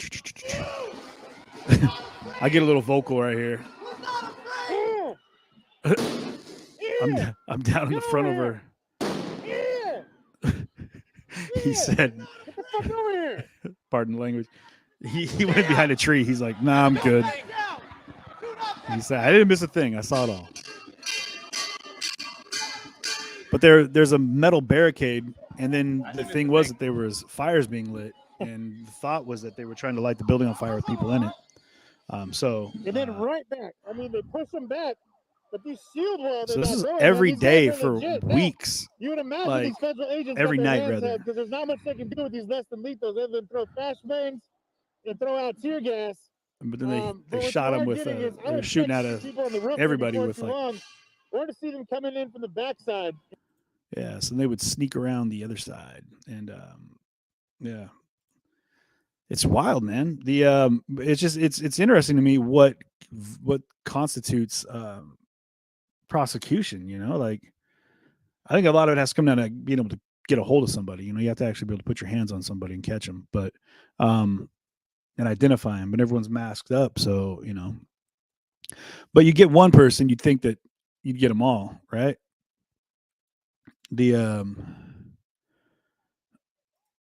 It got a little dicey here, but this is a couple minutes. Well, actually, yeah. Might as well look at it, right? We got some time to kill here. Let me know if the where we at? No, they're still at break.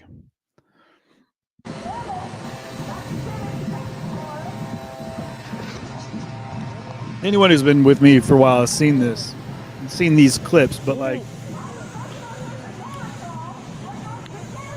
Oh, fuck.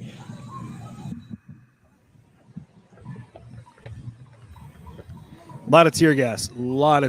They were. Let's skip ahead here. They had those leaf blowers, right? And so the federal agents at the courthouse right there, they were blowing tear gas out into the crowd, right? And then the crowd had leaf blowers like you see right there on this guy and this one. And well, that's a med bag. Sorry, this leaf blower, and you see them everywhere. And they were just blowing the the gas back, but it turned into like a tornado. So it was like these tear gas tornadoes that were just circulating. It was crazy. What's interesting is this is where we had issues. Is like there's a guy right there that's got a vest on that says press, right? And he's got some kind of gun in his hand, Made it difficult for us that we're out there actually like doing like interviews and stuff. Well, not that there was many of us out there. I think I was the only one that I ever saw with a microphone. Hey, I'm gonna have to tune off for a little bit here. We'll come back to you later, okay?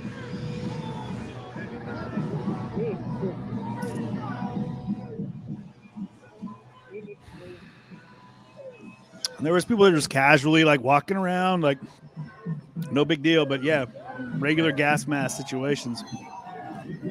Hear all the tinking on the concrete. That was. We're gonna. So what you got right now, guys, is so you got the shield wall walls. They've had this built up here for a couple days now. It's wild as this gate. You guys remember see the fence? We saw it in Kenosha. You've seen it everywhere. This thing travels all over the world, it seems. But they got clever about it because they kept knocking the gate down. So what they did was they welded footers onto the gate, and then they put the jersey barriers. They had them on the outside, then they put them on the inside, right? So what they did was they made like a little gap there between the fence and the jersey barrier. And what they would do is they would throw and lob the tear gas between the gate and the jersey barrier so that it would get stuck, so you couldn't throw it because people would just grab them. I saw guys with lacrosse, whatever, mallets or paddles, whatever they're called, throwing the things back over. It was wild. It was super wild. But the what you got behind us, and then the tear gas would just keep lofting back. But as far as tactics go, good old Portland in the summer of love. It was crazy. I saw them throw a dead pig over the fence at one point. Again, like you guys gotta remember, buckets of honey. I just ready to yank that out. I'm just kind of skipping around here a little bit. It's because it's. So here, I'm gonna try to talk to you guys from under the gas mask. But they were just standing there like. What's interesting is they would just stand there and just get smashed by bottles and rocks, and they just stood in there. Now you're hearing the gas, which means these guys are about to pop as well. Yep, you can smell it already.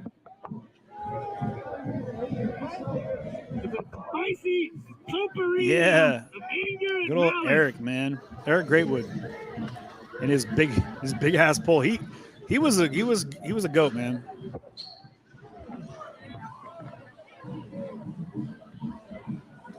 You are seeing Yeah, now, Diana. This is a legit rifle. They have been cleared to use live rounds.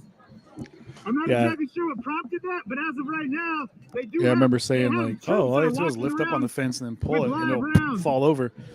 And I was like, "Oh wait, They're just oops, looking my for a bad. reason Shouldn't have said to that." pop it. You can tell they're looking down the line to see.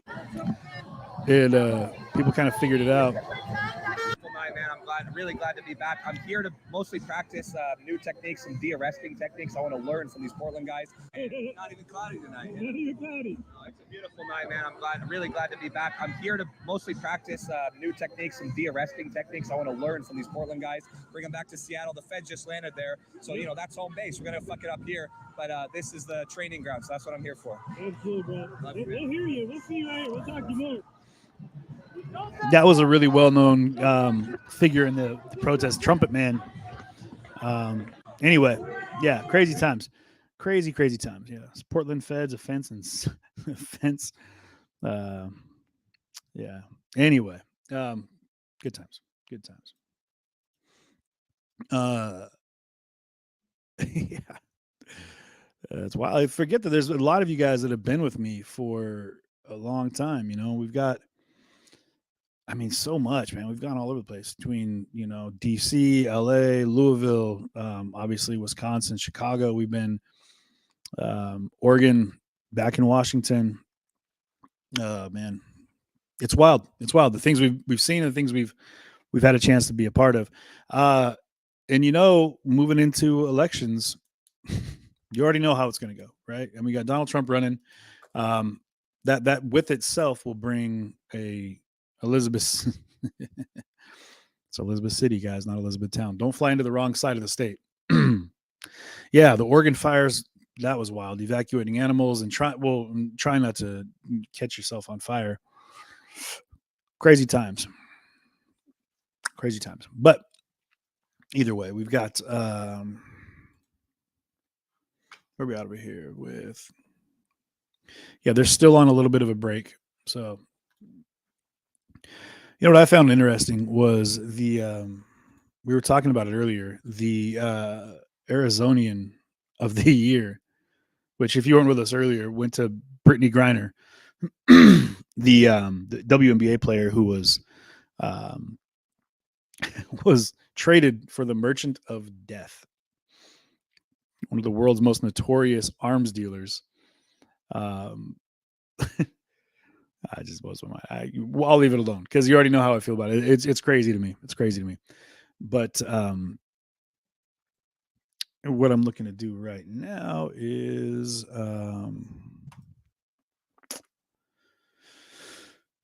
so take a look at some things here. But I appreciate everyone being here. And again, if you're new to the channel, I'm CJ, CJ TV. If you're not able to contribute stars, super chats, super anything, super stickers, share the stream. Just share it out with as many people as you can. Share it out with groups that you feel would be interested in hearing this. If you're in the Kenosha area, Wisconsin, anywhere, Illinois, whatever, share it out. It's this is definitely relevant to this area. I know that the Brooks trial definitely got a lot of airplay. It still is. I mean, people are still watching those things, but it's something that this I think is pretty profound. I think, and it's what's going on. The fact that this trial has happened multiple times now, and we're still waiting for it to be, waiting for it to be over. So. I think they're coming back in, so we're going to go ahead and jump back into the stream here and get you guys back up and running. 6-year-old shot. Diana, that's the 6-year-old that was out by you. Might need to make a trip. Message me. Let's converse. All right, Tanisha.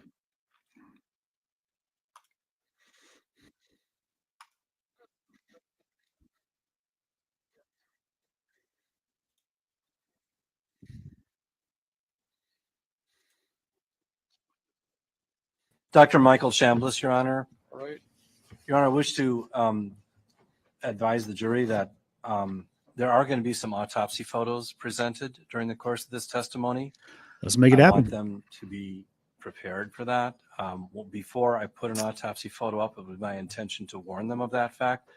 I know that this is something lawyers and judges see on a regular basis, but I know a lot of citizens, laypersons are not accustomed to seeing that. There are going to be some pretty graphic and disturbing photos because that's what happens at an autopsy. All right, thank you for that information. Come on up here, doctor, all the way to the front. He is not wrong. The process Oh, of Your Honor, the state also moved Exhibit 9 into evidence. That was the video of Thaddeus Voigt's testimony. Any objection to 9 coming in? All right, 9 is received. Come on up closer, doctor. I'm going to swear you in. You raise your right hand, remain standing. You solemnly swear the testimony in this matter be the truth, whole truth, nothing but the truth, so help you God? I do. Okay, get as close as you can to the smaller microphone.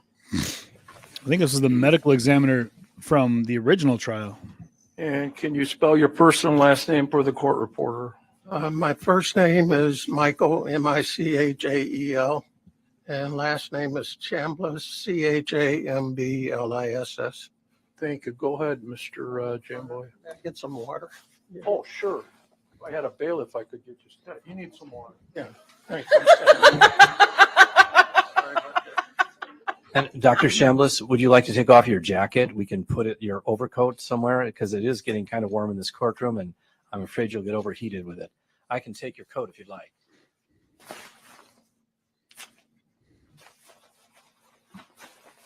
Oh, it's going down in the witness box. And this is a live witness now. It's great. So this is Dr. Thank you, sir. Michael Chambliss. And I believe Okay. he You have some water now, was doctor? Yes. Okay. part of the original trial So, as well. Dr. Chambliss, can you tell the jury what it is that you do for a living? I'm a forensic pathologist, And how long have you been a forensic pathologist? 38 years. Can you tell the jury what a forensic pathologist does? Forensic pathologist is a doctor trained in all branches of medicine who goes into the field of pathology, which is the performance of autopsies or the examination of specimens that come in the hospital. Once you go into the residency, you can go into a subspecialty in which you only do autopsies. And that subspecialty is forensic pathology. The autopsies are often unnatural deaths. They could be suicidal deaths, they could be homicidal deaths, they can be motor vehicle accidents, but they could be natural. So we do strictly autopsies to determine the cause of death and the manner of death. Now, doctor, could you move that small microphone closer to you? Although I can hear you quite well. The smaller microphone, could you move it closer to your mouth so that when you're talking, I'm concerned about the court reporter because she's got her back turned to you. And so she's got to be able to hear everything that you're saying. So now, doctor, I'm going to direct your attention to the screen. There's one up there, and there's another one over there. And this is your curriculum vitae, is that correct? Yes, it is. And you just provided that to me this afternoon? Yes, I did. And this is a current version of your curriculum vitae? Yes, it is. So it says diplomat, American Board of Pathology. Can you tell the jury what that means to be a diplomat of the American Board of Pathology? That means I'm board certified. Board certification means the American Board of Pathology gives a requirements to be certified, and the requirements include the going through a program of residency that's accredited by the American Board of Pathology. Once you go through the accredited program, then you sit for an examination. The examination is both a written examination and a practical examination. Once you complete those, you get board certified. Now, both. If you pass the test, you're board certified, right? Yes. And you passed the test. I passed the test, yes. So, well, I'm sorry, I didn't mean to interrupt you, sir. Go on. The only thing is there are separate branches of pathology that you can do. You can do clinical pathology, you can do anatomic pathology, and you can do forensic pathology. Each one of those has a residency portion followed by an examination, which if you complete it appropriately, you become board certified. And according to this, you were certified by the American Board of Pathology in clinical pathology in 1984, Yes, and the American Board of Pathology in anatomic pathology in 1985, yes, and in forensic pathology in 1988. yes. Now, what's the difference between clinical pathology and anatomic pathology? Clinical pathology is the laboratory branches of medicine, essentially hematology, microbiology, chemistry. All of those fall under the category of clinical pathology. So any laboratory aspects of medicine. And then what about anatomic pathology? What does that consist of? Anatomic pathology is the performance of autopsies, the examination of surgical specimens. We call that surgical pathology. And another branch would be cytopathology, in which you do examination of cells essentially to make a diagnosis. That's all under anatomic pathology. And then finally is forensic pathology. And can you tell the jury what forensic pathology is and how that's distinguished from anatomic or clinical pathology? Well, forensic pathology would be a subspecialty under anatomic pathology. Once you do anatomic pathology, you can take the subspecialty of forensic. And the forensic is the performance of autopsies and determine the cause of death and the manner of death. So you're doing just autopsies at the time you do your forensic pathology residency. And doctor, after you finished your residency and you became a forensic pathologist, where did you first become employed?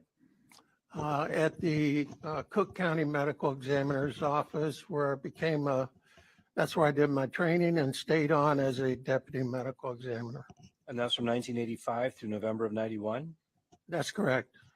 And then in November of 91, what did you do? November 91, I went to Fresno, California for the first time and joined a private pathology group called Community Pathology Associates.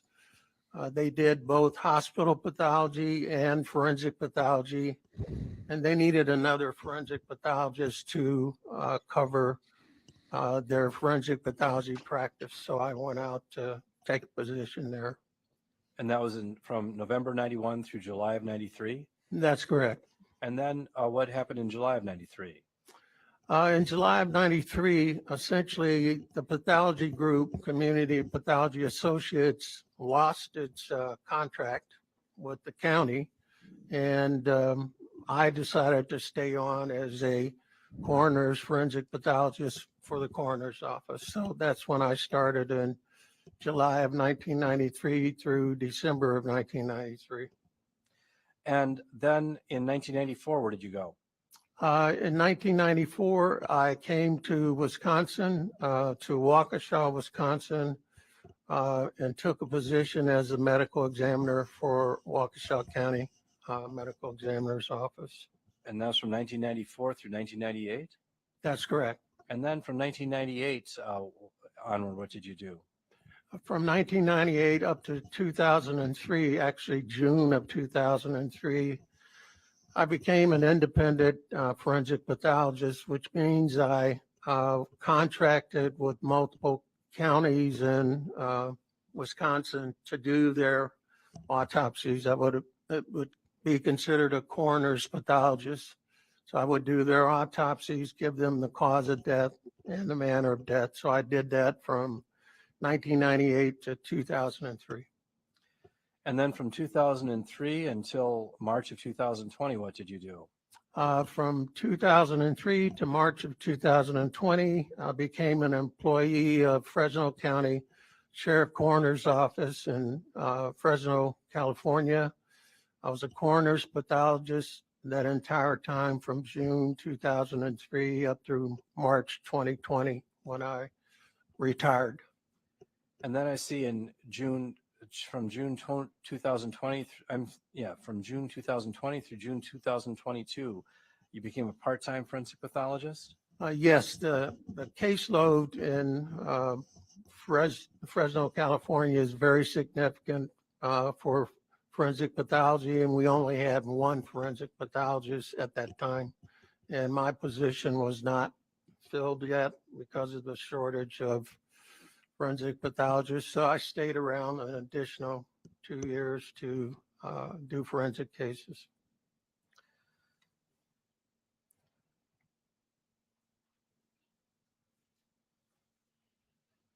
Now, according to your curriculum vitae, you've investigated and certified over 7,000 deaths as a deputy medical examiner, a coroner's pathologist, and chief medical examiner?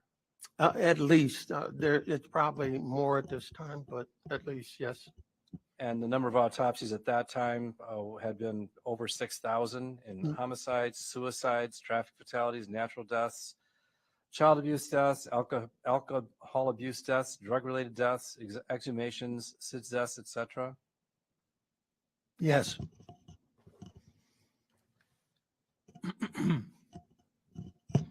And you've testified, you said, over 11,000 times in criminal and civil litigations? Yes, and depositions, but over 11,000. Yes. So this isn't your first rodeo, Doctor. No, it's not.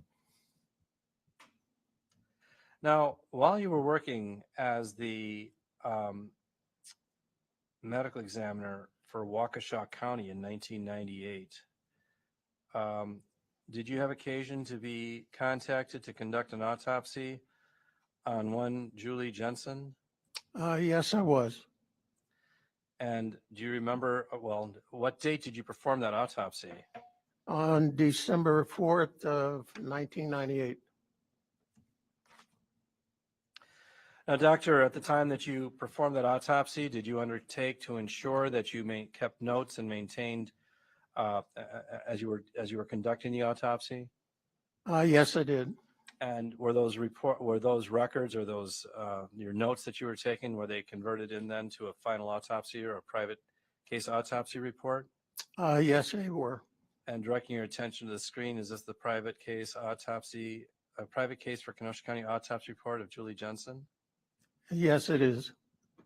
Now, this autopsy was performed on December 4th, 1998? That's correct. Now, at the time that you performed that autopsy, had you had an opportunity to view the crime scene? No, there were no crime scene photos at the time. And sometimes as a forensic pathologist, you get called to the crime scene. Is that true? And that's true. But in this instance, you were not. I was not called to the scene. And at the time you did the autopsy, you did not have the benefit of crime scene photos, correct? No, I did not. And at the time you did the autopsy, you didn't have the benefit of having the toxicology test results back, did you? They were not back yet.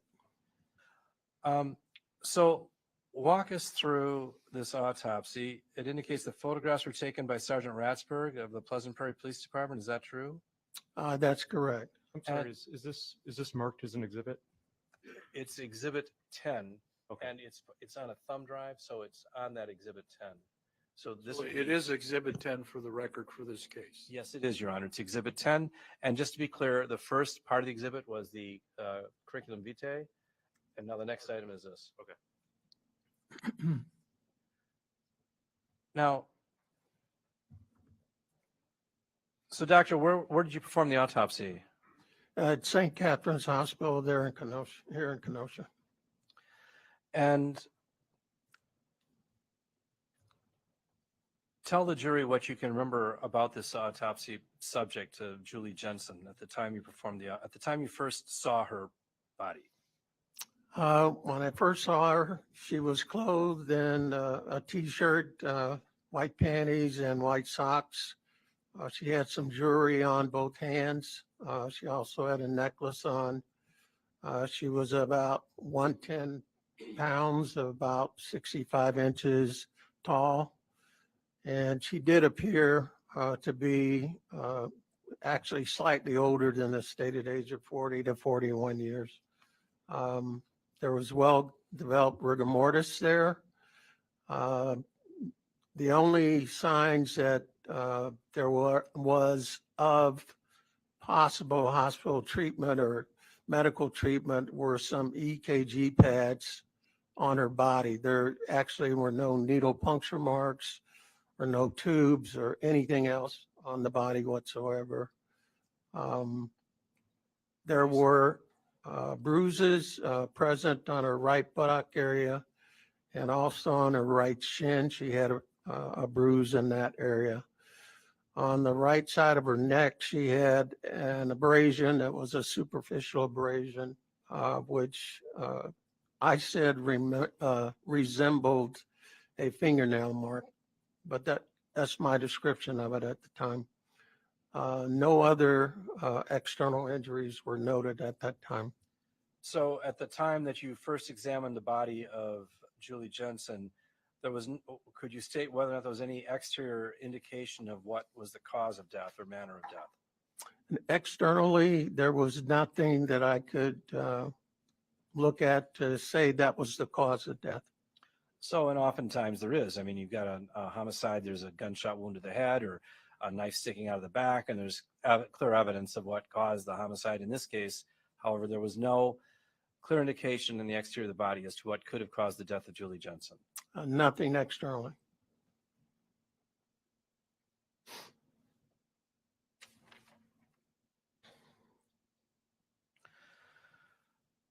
So tell us about your observations concerning the head and the scalp and the eyes. The head showed no signs of trauma whatsoever. There was some medium length hair with a few gray strands noted. The eyes had no petechiae or noticeable hemorrhage. There's some drying artifact, which is you see a dark line that is present in the white portion of the eye. That was present on the right side more so than the left side. The eyelids and the face show no petechiae, which are small pinpoint hemorrhages. So that was not present whatsoever. And the mouth, both on the outside and inside, show no injuries whatsoever. In the neck area I described previously as the small abrasion on the right side.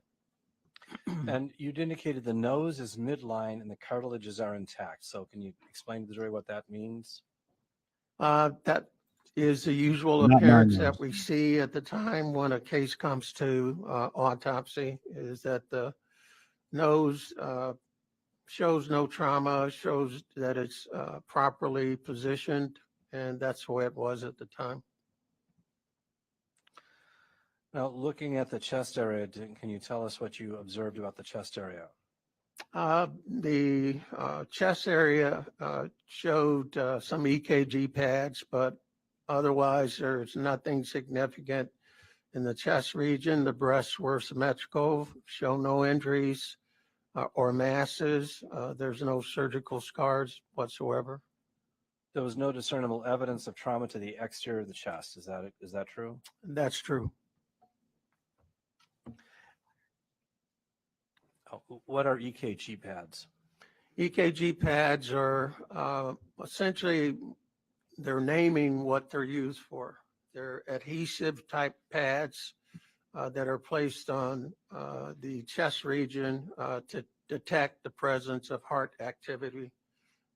It would show up in what we call an EKG, an electrocardiogram. So we call them EKG pads.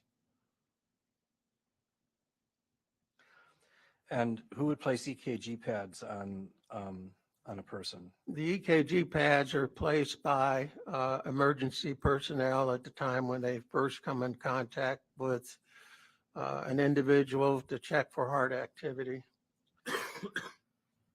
And in this case, you'd received no history and there was no indication of resuscitative efforts. Is that true? Yes, there's no indication of resuscitative efforts. Now, I'm going to switch away from the autopsy report for a moment, and I'm going to direct your attention. Now, you indicated at the time that you conducted the autopsy, you had not seen the crime scene photos. Is that true? That's correct. But approximately 9 years later, in January of 2008, you were shown the crime scene photos at a previous hearing. Is that true? That's true. And I'm going to show them to you again. I'm directing your attention to this first photo, and that, can you tell the jury what that photo reflects? This is a photo of Julie Jensen at her residence. She's in bed. When we're looking at the back side of Julie Jensen, her head's on a pillow. The rest of her body is positioned on the bed itself. And doctor, had you observed this bruise or injury to the right rear buttock? At the autopsy, I observed the bruise and documented it, yes. And that was would you describe that as a non-specific injury? I described it as a bruise of non-specific nature. I couldn't determine what produced it, so it's non-specific. But it didn't appear to be perimortem. It appeared to be prior to death. Is that It's true? prior to death, but it's just something I can't determine exactly what it's associated with. And that's a close-up of the same bruise. Is that true? That's true. Now, directing your attention here to the photograph depicting Julie Jensen's face, can you just compare the nose as depicted in this photograph, and for that matter, the way the mouth is kind of pushed off to one side, compare that to the way Julie's face at the time that you saw her at the time you performed the autopsy? At the time of the autopsy, I did not see a distorted nose or mouth. They weren't present there at that time. Now, doctor, most people, if they take their nose and they push it off to one side or the other, as soon as they release the nose, it goes right back to midline. Is that true? Yes. But in this instance, it appears that Julie Jensen's nose is pushed off to one side. For that matter, it looks like Guten Tag. it is off to one side as well. Can you explain to the jury what would cause something like that? Actually, positioning into something long enough that beginning rigor mortis will start, and you will get the shifting of the nose corresponding to the position in which the face is located. So explain to the jury what rigor mortis is and how it works, doctor, if you would.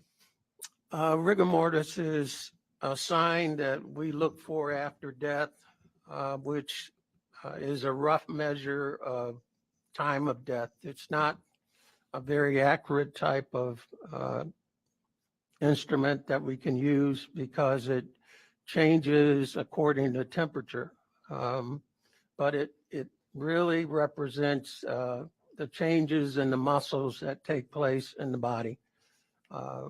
At the time of death, the muscles will first become real loose, and then gradually in the first 1 to 2 hours, you can see some stiffening in the smaller muscles in the body, particularly the facial muscles, the eyelids. So within 1 to 2 hours, it'll start up and you can notice it. The larger muscles in the body start to get stiffer around 10 to 12 hours.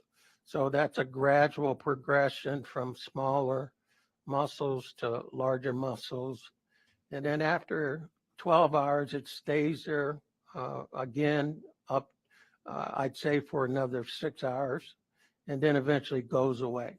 So we would sometimes see a body at the time of autopsy that was completely loose at the scene, but by the time we do the autopsy, the muscles are real strong because the rigor mortis has come over hours and hours, and it's well developed within that period of time. So rigor mortis will cause a body to sort of fix, or body portions to fix in the condition the body was at the time, the point of death, and if the body's not moved immediately after death. But then at some point later on, rigor mortis recedes and the limbs will, the body will return to its It normal starts state. off loose, as I mentioned. gradually gets real tight muscles where you can actually really lift the entire body if you wanted to. And then over a number of additional hours, it goes back to loose state. It becomes real relaxed again. So looking at this photo that's depicted here on the screen of Julie Jensen's face, it would appear to that is rigor mortis is causing her nose to remain off to one side and her face to remain off to one side. What we don't have any underlying injuries to the nose, which is the important part here. There's nasal cartilage and there are nasal bones that would be present in the nose itself.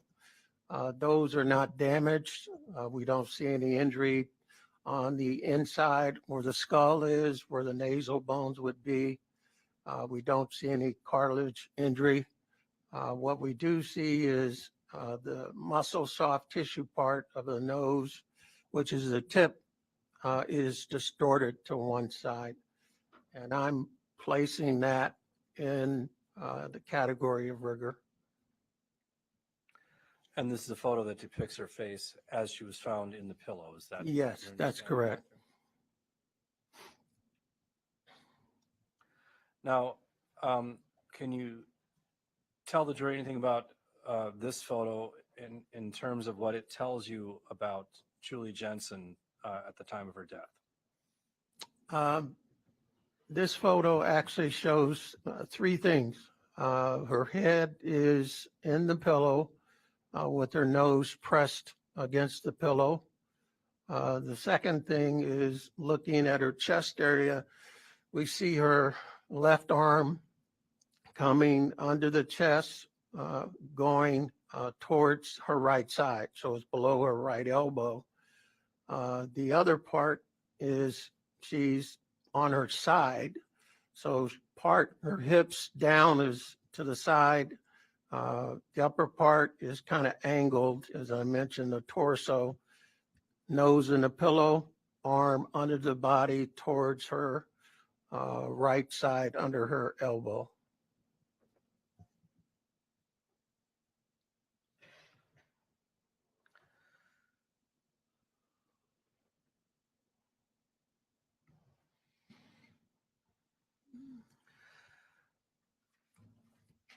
Now, ladies and gentlemen of the jury, we're going to autopsy photos at this point, so I'm just preparing you for this. I'm going to direct your attention to the screen, doctor, and ask if you can tell the jury what they're looking at here. The screen shows a photograph which essentially is once we make the Y incision, which allows us to go inside and examine the structures inside the body. This is what we first see once we take the underlying fat, the skin, underlying fat, and the muscles off the rib cage. And that's what we're looking at. This is what the rib cage looks like. So, doctor, this is the result of the classic, what they call the classic Y incision. You go down here and then down to here, and then from here down to here. Is that correct? And then you reflect the skin back. Is that what you did? Yes, except the vertical part continues all the way down, completely down. And then we take all the muscle back off the rib cage so we can see the ribs. Now, what can you tell us about the rib cage of Julie Jensen based on this autopsy photo, doctor? From this autopsy photograph, I'll direct your attention to the left front of the chest and the ribs on the left front of the chest. Below the skin fold would be the clavicle, and then right below that would be the first rib. This is the clavicle, and this is the first rib. First rib. And then this is the second rib, and we'll go downward, third rib, fourth, fifth, six ribs as you move the pointer on the photograph, seventh rib as you move the pointer. So that's what we're looking at on the left front of the chest, the rib cage. Now, doctor, when you reflected the skin back, what did you see on the rib cage of Julie Jensen? What did you see on the rib cage of Julie Jensen? On the rib cage, on the second, third, and fourth rib, we see some small amount of hemorrhage involving the soft tissue over the rib portion. The white portion is the cartilage, the gray portion is a rib. And you can see a darker area, darker purple area over the second rib, over the third rib, and over the fourth rib. And these are small areas of hemorrhage involving all three ribs. So doctor, I'm going to use the pointer. This is the hemorrhage on the second rib. Is that correct? That's correct. And this is the hemorrhage on the third rib. Is that correct? That's correct. And this is the hemorrhage on the fourth rib. Is that correct? That's correct. Now, before you'd reflected the skin back, you had not seen any injury to the external part of the skin. Is that correct? That's also correct, yes. So you only see the subcutaneous injury along, it's actually on the ribs themselves. Is that correct? That's also correct, yes. Now, at the time that you performed this autopsy, once again, you did not have the crime scene photo at your disposal. Is that correct? That's correct. Now, directing your attention to the screen, Doctor, now that we have these two photos lined up, the crime scene photo down here and the autopsy photo up here, is there any opinion or any professional opinion you can form based upon comparing the body at the crime scene to the injuries you'd seen at the time of autopsy? Well, the internal examination or the autopsy shows, as I mentioned, hemorrhage over the second, third, and fourth ribs. There's no external injury of the left anterior chest. These areas of hemorrhage have to be explained. And we refer to other items in the case, such as the scene photographs, to help us come up with an explanation for the way hemorrhage could occur over these ribs. With her positioning in the bed, face down, her arm or left arm coming across her chest wall, this would be in a position that could consistently produce some hemorrhage to the left anterior chest wall. That would be one explanation for how this can happen. So the positioning of the body, we see in the lower part of the photograph, and we're corresponding how the arm is coming across the chest wall with the injury I see at the time of the autopsy. Now, doctor, at the time of the autopsy, you did not have any toxicology test results. Is that correct? That's correct. And you hadn't seen the slides that were done of the kidney tissue samples. Is that correct? That's correct. That was done elsewhere. Since that time, you have seen lab reports from the St. Louis Forensic Toxicology Lab? Yes, I have.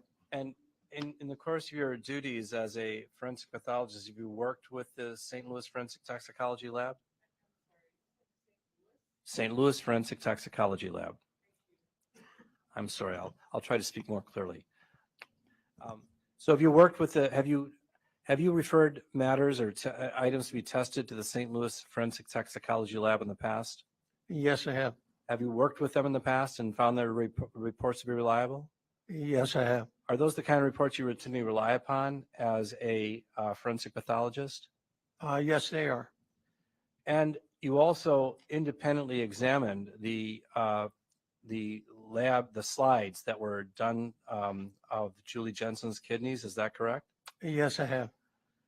And based upon your examination of the St. Louis Forensic Toxicology Lab test results and your observations of the slides that were done of Julie Jensen's kidneys, do you have an opinion as to whether or not ethylene glycol was a factor in this case? Ethylene glycol was a factor in this case. The kidney slides show calcium oxalate crystals in the tubules, which are consistent with ingestion of ethylene glycol, plus the detection of ethylene glycol in the blood, urine, and gastric contents. So we have specimens containing ethylene glycol, and we have slides that were examined under the microscope showing the products of the breakdown of ethylene glycol, calcium oxalate. So Dr. Chambliss, at the time that you conducted the autopsy in this matter, who was the person that, for example, obtained the gastric contents? I obtained the gastric contents during the process of the autopsy. And who obtained the blood sample from Julie Jensen? I took the blood samples from 2 locations at the time of the autopsy, the right atrium and I think the right femoral. And who took the urine sample from Julie Jensen? I took the urine sample during the time of the autopsy. And who collected the tissue samples from the lungs and the kidneys of Julie Jensen? I collected the tissue samples also during the autopsy. And you did that all in the manner in which you've been trained to do that as a forensic pathologist? That's correct. Now, doctor, at the time you concluded your autopsy, had you developed an opinion as to the cause and manner of death in this case? No, the cause, the case was a pending cause at that time. Did you see any information, did you see any physical evidence in this case, in your autopsy of Julie Jensen, that was indicative of the possibility of asphyxiation as a cause of death in this case? Yes, there were some findings that could be seen in cases of asphyxia. What they included were the petechiae on the sac around the heart. Again, these petechiae are pinpoint size hemorrhages that you can see anywhere in the body. There are also petechiae on the front and back of the heart. And there were the presence of petechiae on the outer surface of the left lung and the right leaflet of the diaphragm. So they're all petechiae in separate locations in the chest cavity. So doctor, when you're looking at petechiae like that, is that diagnostic for asphyxiation or just simply a possible indication of asphyxiation? It's a possible indication of asphyxia. It has to be matched up with the particular scenario of the case itself and be explained. So doctor, have you ever heard of something called positional asphyxia? Yes, I have. Can you tell the jury what positional asphyxia is?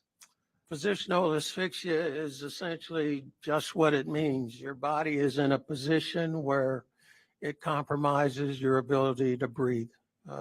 The compromise of your breathing is what leads to asphyxia or lack of being able to get enough oxygen in. So your body gets in a position, you're unable to breathe properly, you can't move your chest wall or your diaphragm, and you essentially don't get enough oxygen. So that's called positional asphyxia. So doctor, when you look at this crime scene photo of Julie Jensen and you see that her face is in the pillow, could that possibly be a case of positional asphyxia? In some situations, it could be a case of positional asphyxia without other findings. I've seen cases and I've called them positional asphyxia, but you have to, again, look at the entire case. But so when you look at the entire case here, is the entire, as you knew it at the time you conducted the autopsy, but without, let's say at the time you did the autopsy and you'd had this photo of the crime scene, do you think you would have been able to render an opinion at that time as to whether or not positional asphyxia was a factor in this case? I would say this is not positional asphyxia. What would you have said at the time if you had seen this photo at the time you conducted the autopsy in this matter? I would say the hemorrhage that's on the rib cage would need to be explained to put that in the category of positional asphyxia. And to produce that type of hemorrhage, you look at the evidence around how she's found. She's in a soft mattress, which should not produce hemorrhage of the rib cage. The other components, as I mentioned, the nose and pillow could be seen in cases of positional asphyxia. So we have something that's not explained and something that is not produced by a mattress, hemorrhage of the muscles of the rib cage. Now, then when you take this crime scene photo and add it to what you observed at the autopsy, and then you add it to ethylene glycol poisoning, there was clear evidence of ethylene glycol poisoning. Would you then be able to come to an opinion as to the cause and manner of death in this case? Well, you have two sets of findings. You have autopsy findings from an anatomic way of looking at things, where I described the petechiae, the nose being shifted to the right, the hemorrhage over the left anterior rib cage. And then you have toxicology findings. The toxicology findings are the significant toxicology findings include the ethylene glycol, and you have some other drugs present in the toxicology exam. Zolpidem, which is Ambien, paroxetine, which is Paxil, and you have one additional drug present in her system. So looking at the case in total, with presence of hemorrhage over a rib cage, that needs to be explained, plus the petechiae or asphyxial changes inside the chest cavity. I feel that is the more important findings, is the petechial changes in the chest region, plus the hemorrhage over the chest wall, plus the nose. Now, again, ladies and gentlemen, we're going to an autopsy photo, so be prepared. And I'm showing, can you tell the jury what this is that I'm depicting, that I'm showing here? Actually, we've taken the rib cage off. What's We're up, looking Jenny? directly at the back portion of the heart.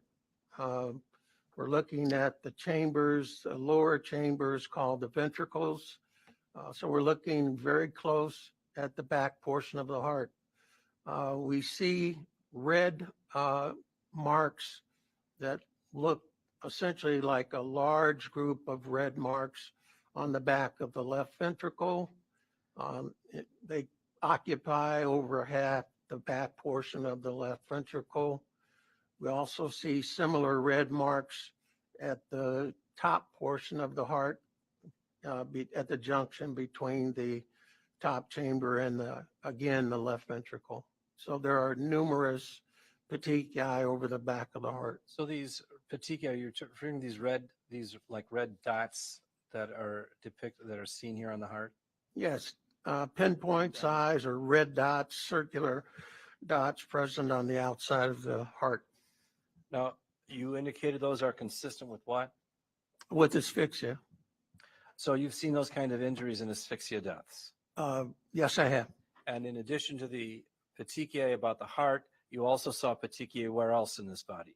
Also on the outside of the sac surrounding the heart. So we have them both on the sac on the outside, on the heart itself. We see them on the right diaphragm, and we also see them in the lower lobe of the left lung. And all of those are consistent with asphyxia? Yes, they are. But they're not diagnostic for asphyxia? They're not diagnostic, but the more you see throughout the body, then you have to explain the entirety of the case. It's not something that's an isolated postmortem change thing if you see it in multiple locations in the chest area. So, doctor, when you add up your findings of what you saw at the autopsy, what you now know about the ethylene glycol poisoning and the presence of paroxetine and zolpidem in her system, and the injuries to the rib cage, combining that with a crime scene photo. Have you come to an opinion, doctor, as to the cause and manner of death in this case? Yes, I have. And what is your opinion as to the manner of death in this case? The manner of death is a homicide. And what is your opinion to a reasonable degree of medical certainty as to the cause of death in this matter? In this case? The cause of death would depend upon the explanation for how these petechiae have come about. For sure, there is traumatic asphyxia due to the hemorrhage on the left front of the chest. So it's at a minimum traumatic asphyxia, but it's an asphyxial death.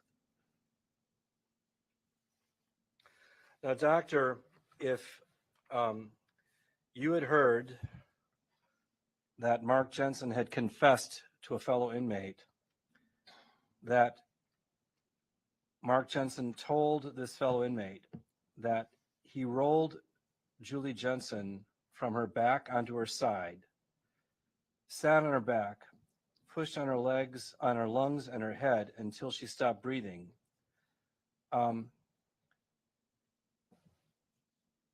Looking at the physical findings that you saw at the time of autopsy in this manner, are your findings consistent or inconsistent with that description of the manner of and cause of Julie's death? It's consistent with that particular scenario that you explained there. That explains the petechiae of the heart. Yes, it does. And most particularly,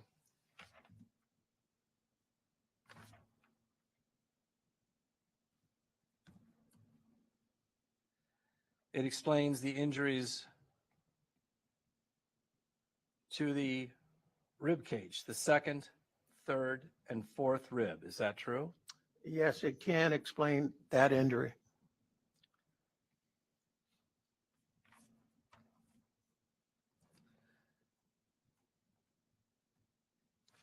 What role did the ethylene glycol have in the cause of death in this manner?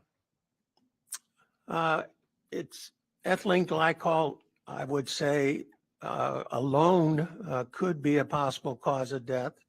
It could be a contributing factor in this particular case because I feel that the traumatic asphyxia is the primary or most proximate cause. So the sequence would that she was drugged with zolpidem, poisoned with antifreeze, and then ultimately asphyxiated. That's correct. And these are opinions you hold to a reasonable degree of medical certainty. Yes, they are. After performing a little over 7,000 autopsies. Yes.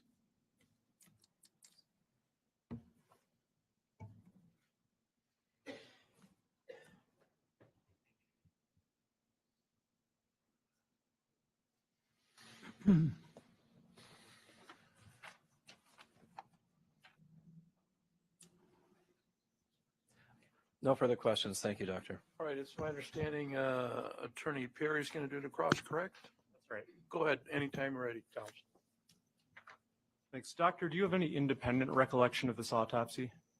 Not specifically, no. You said you've done over 6,000 autopsies, Yes, testified over 11,000 times. yes. When you were testifying about this autopsy, you were reading it, right? The report? Not here at the time. You mean, explain for a second. Just earlier, just right now. As you were describing what the autopsy findings were, you were reading it off the screen. Yes, I was. Was any of that from memory? It was from some of the findings, but I can't say all of it is something I could recall. Do you recall December 4th, 1998, doing this autopsy? Yes, I recall doing it just before I left Waukesha County. So I knew it was in December, but I wasn't sure it was December 4th. It's probably obvious. There's a real need for accuracy in your reports. Yes. Testifying over 11,000 times, you would need to rely on those reports. As closely as we can, yes, You need to rely on photos, yes, and you have standards in terms of how you do reports, yes, how you take photos, yes, we do. and accuracy, I assume, is one of those standards. Yes, it is. The standards for photography, did you take any of those autopsy photos yourself? No, I did not. At that time, it was another county, and I let their particular people do the photographs because they stay with that county. Oh, was it your equipment? No, it was the sergeant who actually took the photographs. Was it your camera? No, Okay, and this was a film camera? I can't recall that part. Okay. Do you recall when you started using digital cameras, if ever? Not at that particular time. What I recall is using digital in Fresno County. That's the only time I remember using. Okay, so this is probably a film camera? Yes, it's a film And camera. you don't even think it was your camera? I'm sure it wasn't my camera. That's why I said the sergeant had used it. The external pictures, the external description of Julie Jensen, did you have any autopsy photos of her externally? I don't have all of the autopsy photographs here, so I can't tell you. Okay. Did you review your file in this case? As I reviewed the autopsy report, I did not have autopsy photographs at the time. Okay. Do you recall ever seeing external autopsy photos? I don't recall seeing any whatsoever. Okay. Is it typically a standard that you would document with photos what your findings were as you did them? Yes, that's a standard that we try to keep. Yes, so I would say yes. When you were in Waukesha, did you take your own pictures? Yes, we did. I did. Did you do that? Actually, I'm sorry to interrupt you. Actually, we had our investigators take photographs while I was doing the autopsies. So that individual would take it. One of our investigators would take it while I was doing the autopsy. The medical examiner investigator? Yes, that's correct. The medical examiner investigator. And that's somebody who worked for the medical examiner's office? They work directly with me. They help me do the autopsy. They'll take photographs. It's a combination investigator autopsy technician. I see. So whenever you were in Waukesha doing this job, you were working with the same person for an autopsy? There would be 4 or 5 medical examiner, investigator, autopsy techs. They were combination job. And so whoever was assigned on a particular day when I was doing autopsies would come in and help me do the autopsies. Okay. Did you ever So they're all trained the same way. I'm sorry to interrupt you. Now, your report indicates that Sergeant Ratsburg of the Pleasant Prairie Police Department took photos in this case. That's correct. Had you ever worked with him before? No, this was the first time. And was he trained, to your knowledge, to take autopsy photos? I would say no. I'd say no in this particular case. I was. And your typical experience with the medical examiner, photographer, investigator, I forget the exact term, would they take external photos at an autopsy? Yes, And that's, again, to document all findings. that's correct. Okay, so this description of what Julie Jensen's face looked like at the autopsy, you would expect to have a photo of her face at the autopsy. Yes, I would. Okay, and you haven't seen that in this case. I have not seen photographs from the autopsy. So you have to rely on your report. I'm relying strictly on my report.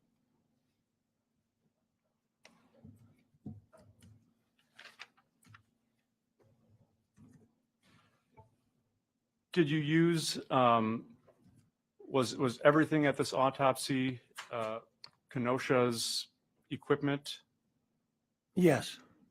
Well, No, at the time when I was working in Waukesha, I had my own equipment that I brought down to use. So I would use only the collection specimen containers, would use those. Would use different,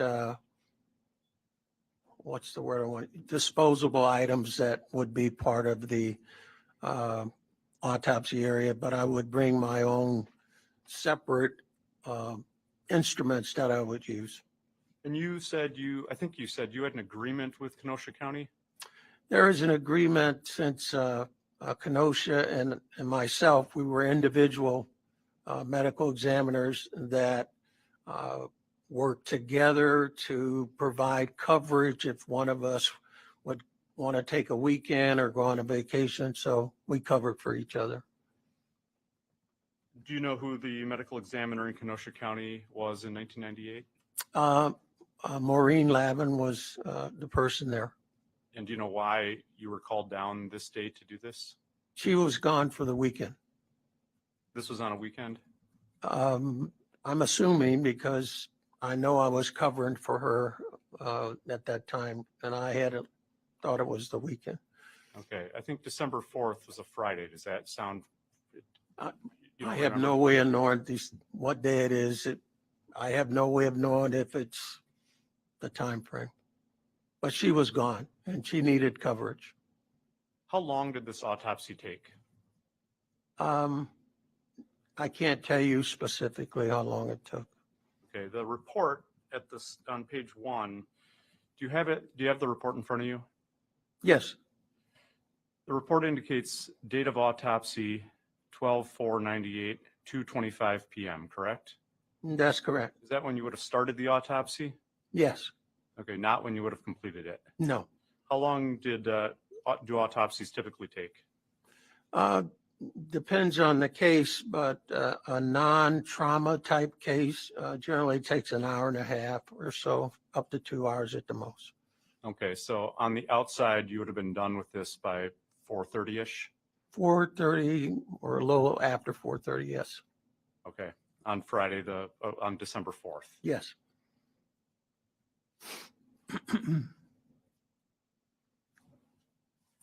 The report says that Roger Johnson, who's the chief deputy medical examiner for Kenosha County, was present. Yes. Chris Hernandez says pathology assistant. He would be my autopsy tech. Yes, Chris Hernandez. Okay, Chris Hernandez traveled with you? Yes, he travels with me to do autopsies. At that time, that was his function. Okay, Barbara Rossman, what was Barbara Rossman's function? She was a deputy medical examiner there in Kenosha County. Did she do autopsies? I'm not aware of how Maureen Lavin did her work with her investigators, so I can't answer that one. And then Sergeant Ratsberg. Yes. Okay, anyone else? No, that's all that I recorded as being there at the autopsy. Okay. Is that pretty typical number of people in an autopsy? Generally, yes. We have the law enforcement person there. We have the autopsy tech. And we have someone from the representative coroner or medical examiner office. And when you would make a finding, would you say that out loud? It depends on the type of case it is. Sometimes I would, if it was a very complicated case, I'd have the deputy medical examiner write something as I said it out loud. Or other times I would take the diagram, stop for a minute, take the diagram and write the notes myself. Okay. In a case where you were not familiar with the crime scene, would you have been speaking with those at the autopsy about what you were finding? Yes, I would tell the law enforcement individual what I'm finding is significant in the case. Okay, so each of these findings that you testified to on direct, you would have been discussing with Mr. Ratsberg, for instance. I wouldn't necessarily say I would discuss each characteristic because sometimes the findings aren't something I can explain clearly to the law enforcement person, such as petechiae are hard to explain if the individual has never been to an autopsy. So I may not explain petechiae to him because that's something I document in my report and look for further information later. Okay, well, you had him, was it just luck that he took photos of the heart? Yes, I tell him to take significant photos. I would say, take a picture of this because it's something medically I need to document. Okay, so if there was an injury you noted, you would have you would direct a photo to be taken. Yes.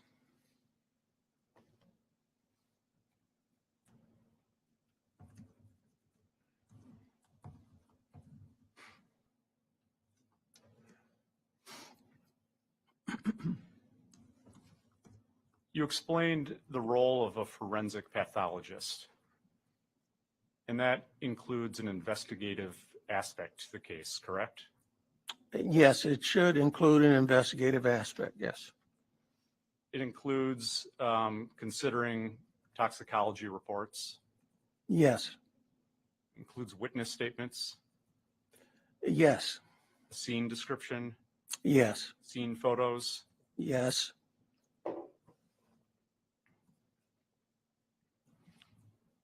At the time you did this autopsy, you weren't getting any of those, correct? I didn't have them at the time of the completion of the autopsy. That's why I signed the report as pending further information. So I didn't have them. You, at the time you did this report, you didn't consider any witness statements. I didn't have any witness statements at the time. So yes, I'd have to agree with that. Yeah, there probably weren't any expert reports to consider. Not at that time. No toxicology was returned yet. None returned at that point. And when it was returned, it wasn't returned to you, correct? That's correct. It went to another doctor. I think went to Dr. Lavin. Okay. So in this case, although you did the autopsy, you weren't really acting as a forensic pathologist, correct? No, I was acting as a forensic pathologist to do the autopsy and the chain of custody to give the specimens. And once the specimens are given over to Dr. Lavin and her office, they completed the pending portion of the autopsy report. So we worked in conjunction. I guess what I meant by that is your role was done on December 4th. Yes, it was done at that particular point. And you never had any intention of following through the investigative aspect of being a forensic pathologist in this case? Well, it became a case that Dr. Lavin wanted to take over. So I gave her the rest of the case. So that'd be yes then? Yes, at that particular point, yes. Okay.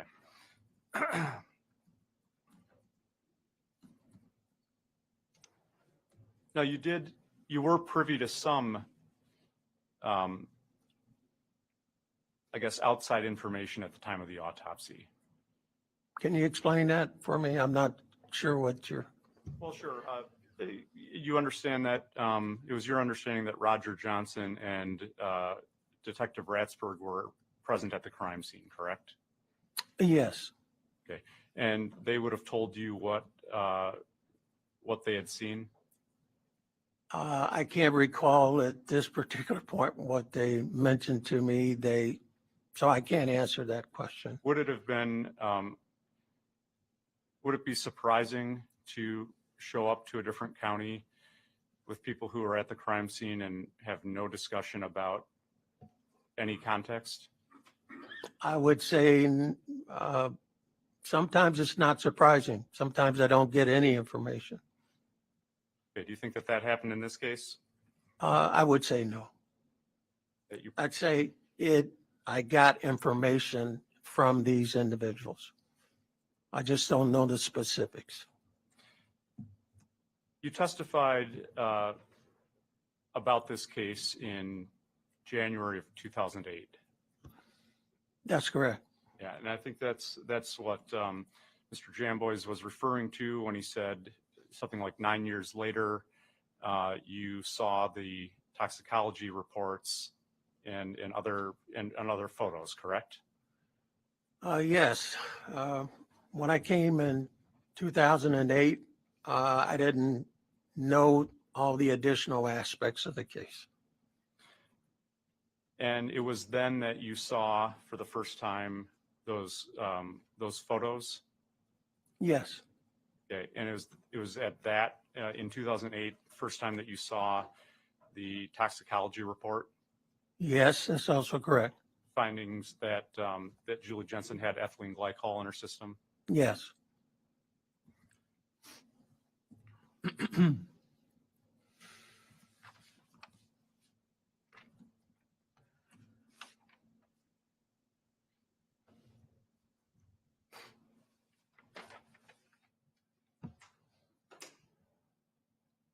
I want to be sure I understand. What's a, well, I guess I should say it this way, a post-mortem artifact. Is that a finding that occurs as a result of something that happens after death? Yes. Could be an injury. I'm sorry? It could be an injury. It would depend on what the particular finding is. It might appear to be an injury that you'd see when the person is alive, but actually occurs after they die.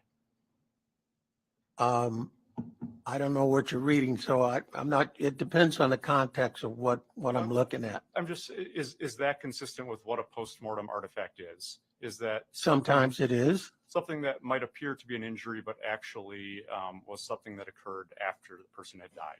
Yes, that would be an explanation. Yes. I said that a little clearer that time. Well, yeah, because there are certain things that we find that are actually around the time of death that we call perimortem injuries instead of postmortem artifact. Some bruising can be postmortem. Some bruising can. You testified about petechiae on direct. Yes. And I think you said that petechiae are pinpoint-sized hemorrhages that you can see anywhere in the body. That's correct. And petechiae represent the rupture of small blood vessels, correct? That's correct. All right. It can be caused by simple injuries. Explain that again. Go ahead. Petechiae I'm could sorry, I didn't understand your Oh, question. sure. Petechiae could be caused by simple injuries such as straining. They can be. It's just something that would break a blood vessel under the skin. Yes. They can be, yes. Medications can cause petechiae. It would depend on what we're talking about. Not florid petechiae like we're seeing in this case. A heart attack can cause petechiae. Yes, you can see petechiae in a heart attack. Due to pressure, the pressure passes up to a location and it's sufficient enough to rupture smaller blood vessels, correct? Yes. That would cause petechiae. Yes, that causes petechiae. Not getting enough oxygen. Yes. Difficulty breathing. Explain difficulty breathing because that depends upon the mechanism or the pattern in which they have difficulty breathing. Well, somebody was having, I guess, for instance, if somebody had a lot of fluid in their lungs and they're having a tough time getting any oxygen, could that cause petechiae? Not generally, no. No. You talked about any type of asphyxia would cause petechiae. Yes. Okay. Just kind of respiratory distress, could that cause petechiae? It can. In some situations, you may be able to see some petechiae. Okay. It's not an uncommon finding at autopsies. It depends on the amount of petechiae that you see and the distribution of petechiae that you see. So when you say it's not uncommon, it depends upon the pattern that you see and the distribution that you see. Sure. I imagine, I mean, if you saw a body completely covered in petechiae, that wouldn't be common. It's not common, but then you look towards an explanation of how you would get florid petechiae all over. Now, your report indicates that externally there were very few findings, correct? That's correct. There was a small bruise on the front of Julie Jensen's right shin or her right lower leg. Yes, That could be consistent with bumping into any number of things. yes, The bruises that we saw on her right buttock area, yes, that could be consistent with bumping into any number of things. yes. Bumping into a table. That's one way, yes. You noted a very superficial yellow brown type abrasion on the right side of the front of her neck. Yes,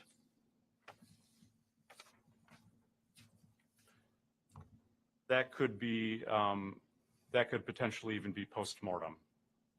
it has the potential. It's hard to know what goes along with that. The color change is very difficult to link post-mortem. If someone touched her neck handling the body after her death, that might have caused it. No, not with that color change.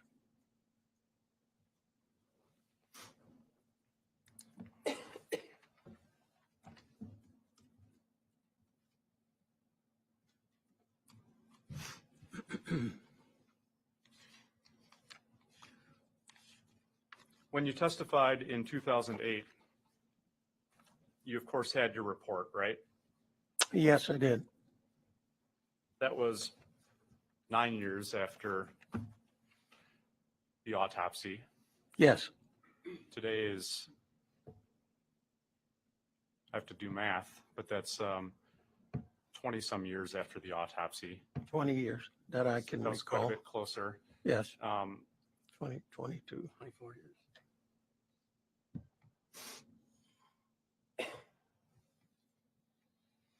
I'm going to direct council your attention to page 31 of January 7th, 2008, Thank you, counsel. Page 31.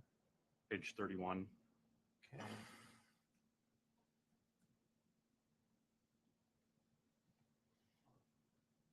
Lines 4 through 18.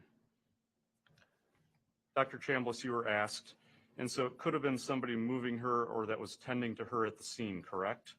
And the answer was, I have no idea. Question, it could have been, right? Answer, I'm not going to say it could be or not. They may not handle her neck area, so I can't say one way or the other. Objection, Your Honor. I object. This is hearsay and it's not inconsistent with his current testimony. Well, the part I'm about to read is. Oh, okay. Let's start then with that part. It would be helpful. Go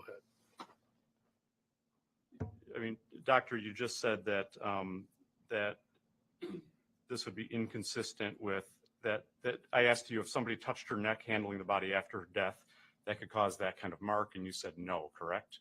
Yes, that's what I said. Okay. Question, I guess what I'm getting at is it could be somebody handling her after death? I'm not asking you to say that was the situation, but if somebody touched her neck who was handling the body after her death, that could cause that kind of mark. True? Answer, that may be a scenario that could possibly produce it. What are we talking about, the abrasion or the coloration change? About the mark on her neck. The mark is a fingernail mark is what I'm describing. The coloration, no.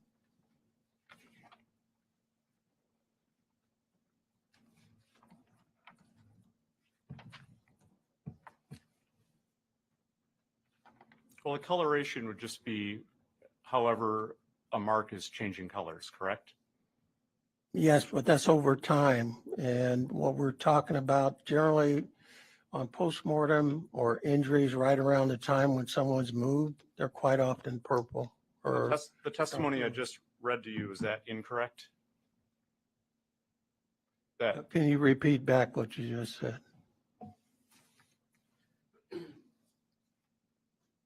If somebody touched her neck who was handling the body after her death, that could cause that kind of mark. True? Answer. That may be a scenario that could possibly produce it. Yes, specifically, as I said, the fingernail abrasion could be something that could take place. That could happen after death. Yes. Okay.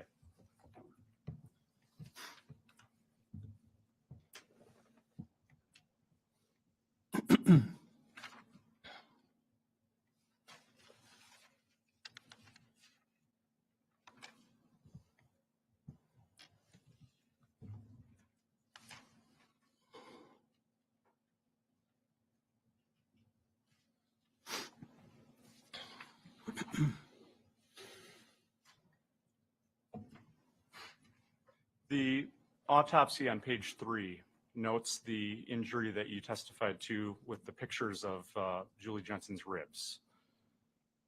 It notes that there's a small amount of hemorrhage involving the soft tissues and muscles attached to the left, second, third, and fourth ribs anteriorly, correct? Yes. You were asked on direct if it was consistent with that picture, correct? The picture of her of laying across her arm. I'm sorry, the scenario, or I'm just a little bit confused about your question. Can you explain your question a little bit? Sure. You were asked about that injury in combination with the photo of how Julie Jensen was laying in bed, correct? That's correct. Okay. And you said that could be one explanation. Yes. Okay. And you don't know, you of course weren't at the scene. That's correct. Okay. And you don't know if that's actually how Julie Jensen was found. I don't know. Okay. And you don't know if when she was found, she was moved. I don't know that either. Okay. And you don't know if that's how she just normally slept. No, I don't know that either. Okay. That's an injury that could be post-mortem artifact. No. Which injury is counsel talking about? About the hemorrhage to the ribs. No.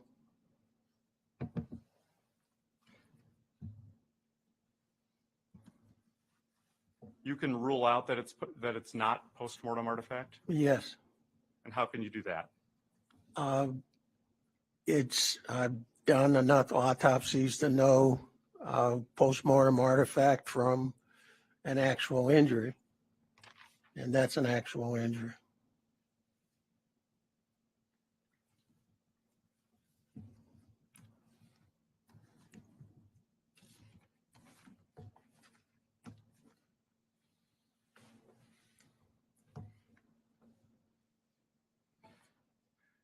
At the same hearing that I just asked you about on January 7th, 2008, and counsel, I'm going to direct your attention to page 37. Okay, I'm going to have to give me a minute. I got to open that back up then. Lines 9 through 22. Page 27? 37. Page 37. This is page 32.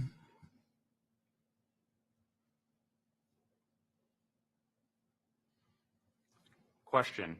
Under internal examination at page 3 of your report, about halfway down that page, it says, upon reflecting the skin and underlying soft tissues, there's a small amount of hemorrhage involving the soft tissues. Excuse me, counsel, I can't find, which page are you on? Page 37, January 7th, 2008. January, we get the wrong date up then.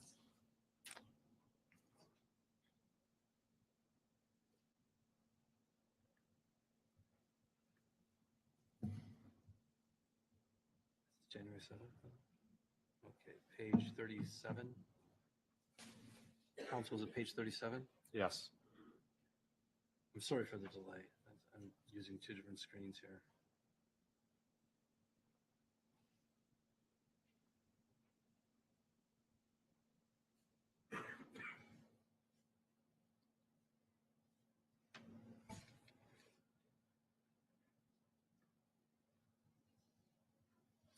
Okay, page 37, what line?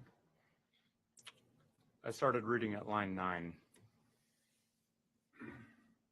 Page 37, line 9. Let's see.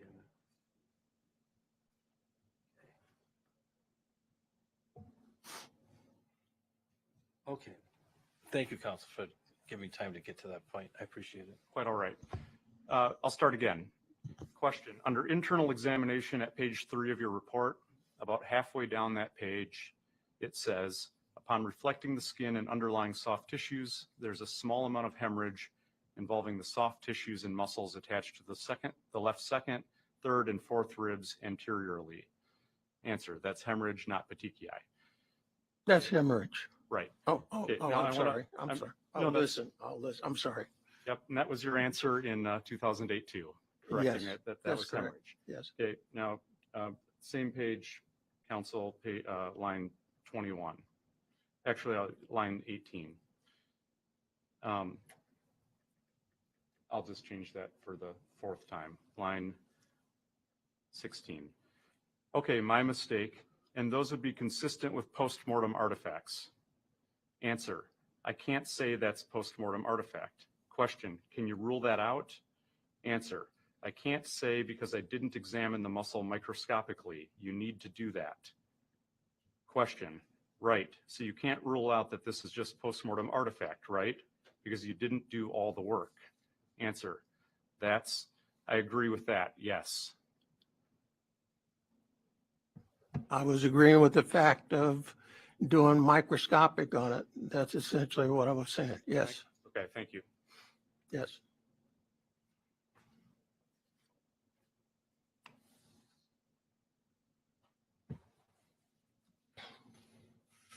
You don't know when that hemorrhage happened. The time frame, I don't. That's something, well, when you were shown the photo of Miss Jensen in her bed, you said that could be one explanation, correct? That's what I said. Yes.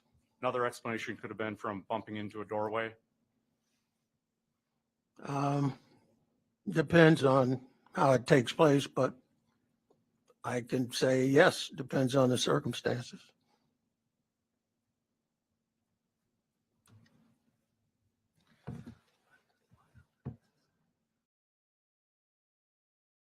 You said this was not a situation of positional asphyxia.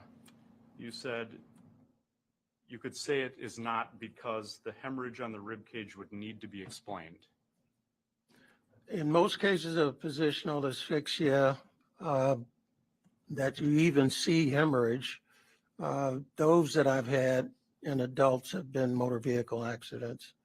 And that can be explained inside of a vehicle.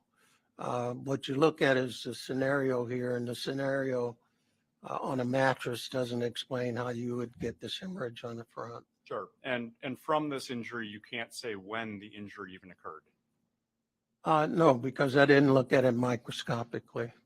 And as you testified in 2008, you can't even rule out postmortem artifact. I would say it's not postmortem artifact, but I can't tell you the age of this injury. There's a difference. Did you ever examine after 2008 the muscle microscopically? No, I did not. Okay. And was the Dr. Chambliss then incorrect? What I said is I can't give a specific timing actually, unless I did it microscopically. I believe that's how I answered that. No, the answer to that was whether you can't rule out that this is just postmortem artifact because you would need to examine the muscle microscopically, and you didn't do that work. Well, it's a different answer for me now. I think that it's an injury. The petechiae around the cardio area, Yes. you testified to on direct, and it's Yes. listed in the report.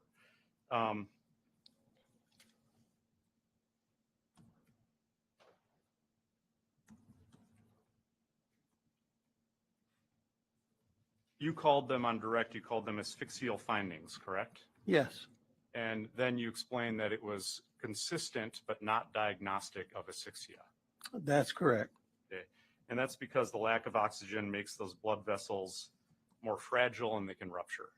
That's how it happens, yes. Do you agree that that's a common finding in autopsies? No, it's not a common finding. Is it an uncommon finding? It's uncommon finding. And I talked about the different ways that petechiae could be caused, Yes. including a heart attack. Yes, as I mentioned, the pattern and distribution of petechiae is important, which is not seen like this in a heart attack. Stress to the respiratory area. That wouldn't produce this distribution of petechiae.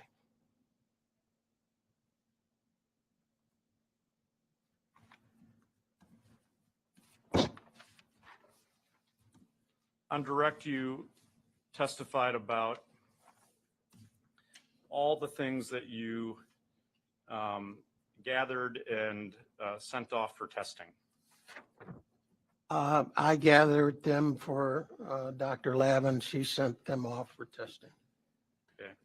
And that's listed on page 5 of your autopsy report? That would not be, let's see. I'm sorry, just one second. Just look. At the bottom. Yes, the materials that I saved for toxicology were turned over to Dr. Lavin. Yes, I agree. Yep. Okay. And what you noted in your report is that you saved blood from the heart. Can I say one thing at this point? Can I interrupt? What's missing from that is gastric contents. Gastric contents is not mentioned in this report, is it? It's not mentioned in the materials saved for toxicology. On direct, you testified that you obtained the gastric contents and you preserved them, correct? I don't know if I said that on direct. I know it's taken and examined, but I don't know if that's what I said on direct. Mr. Jamboys asked you if you had collected the gastric contents and that it was to your very high, to your standards of your medical standards. Yes. Okay. Yes. Okay. You don't remember doing that though, do you? Not independently, no. Yeah, and it's not in your report. It's not recorded in my report, no. And these reports, as you explained, are essential to be complete and accurate. Yes, but there are times where we don't have everything written in our reports. Okay. You don't have any, and it's important for chain of custody purposes, right? That's correct. Yeah, to note how things were collected. Yes. Yeah, where they were sent. Not necessarily where they're sent. If I do the entire case, yes. In this case, I'd say no. The only reason you think gastric contents were collected in this case is because you've later seen a report about the gastric contents. That's a fair statement, yes. Okay. If you testified on direct that that you did that you collected it and it was to your medical standards, that's a guess, correct? No, it's not a guess. It's something that's shown up as a report once I've given the items over to Dr. Lavin. So it's documented by Dr. Lavin. So it's not essential that you put all these things in a report? I didn't say it wasn't essential. I said sometimes I make a mistake in a report. Okay, and that's a mistake in the report. There was a mistake in my report. Okay. Your report also doesn't indicate collecting any vitreous humor fluid, does it? No. Yeah. Are you aware that vitreous humor fluid was indeed collected and tested? Vitreous humor may be collected either at the time I do the autopsy or at another time. So at the time it's collected depends on whether I did it or someone else did it. When would the other time have been that samples were taken from Julie Jensen's body? I can't tell you in their situations here in Kenosha County, so I can't tell you.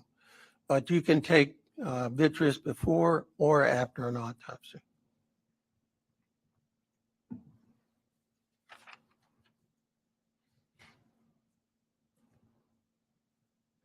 The report indicates that there were at least 660 milliliters of gastric contents. Yes, Okay. And at least, I think, is the word, correct? yes, Okay. Would that be because that's closest to the mark of 660? the containers that we use to collect gastric contents aren't specific to smaller gradations. So you try to, you give what is the mark that you see on the container above that. Okay. I'm going to ask you to do some basic conversions. A liter is 33.8 fluid ounces, correct? Yes, 1 liter has 1,000 milliliters. yes, So 1,000 milliliters is 33 fluid ounces, correct? yes, A liter is 33.8 yes, fluid ounces, 1,000 milliliters to a liter. yes. Okay. 660 milliliters is 21.78 ounces. If you say so, I'll just go along with The your state will calculation. stipulate that 660 milliliters is approximately 22 ounces. Thank you, Mr. Jim Black. There were about 22 ounces of stuff in her stomach. Yes, You agree that that's a substantial amount? that's, the amount is substantial in her stomach, yes, And the report indicates that you could identify food fragments in her stomach. yes, I think it, in fact, it specifically notes potato and pepper. and that's correct. You're unable to tell from this when the last time Julie Jensen would have eaten prior to death. That's correct. I can't tell.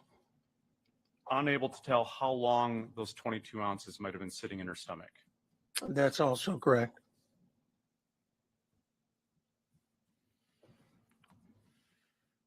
A stomach not emptying properly for any number of reasons can be called gastroparesis, correct? That is what the word means. Yes, it could be that particular situation. Okay.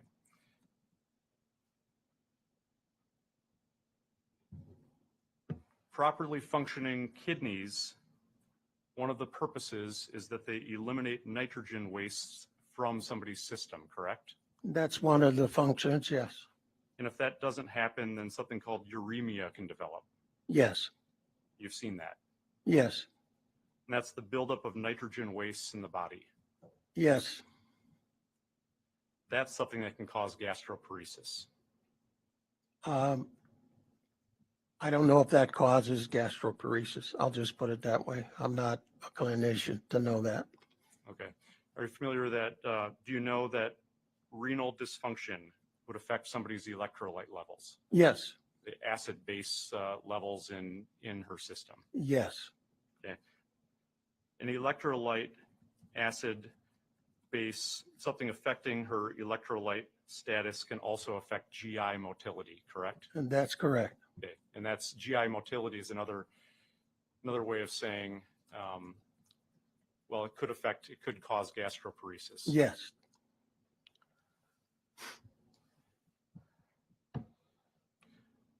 It depends also on what is in those gastric contents. yes, that's also important. Because what's in the gastric contents can slow down metabolism or the breakdown of tissues, correct? That's correct. And you don't have or have you seen, I'll just ask it this way, have you seen a report identifying everything that was in those gastric contents? Explain what you mean, everything that's in the gastric contents. Well, you visually identified potato and pepper. Yes, I didn't see anything that I would venture to clearly point out in the gastric contents. So I guess you're correct. I didn't see a report of that. And you have seen a report that said that there was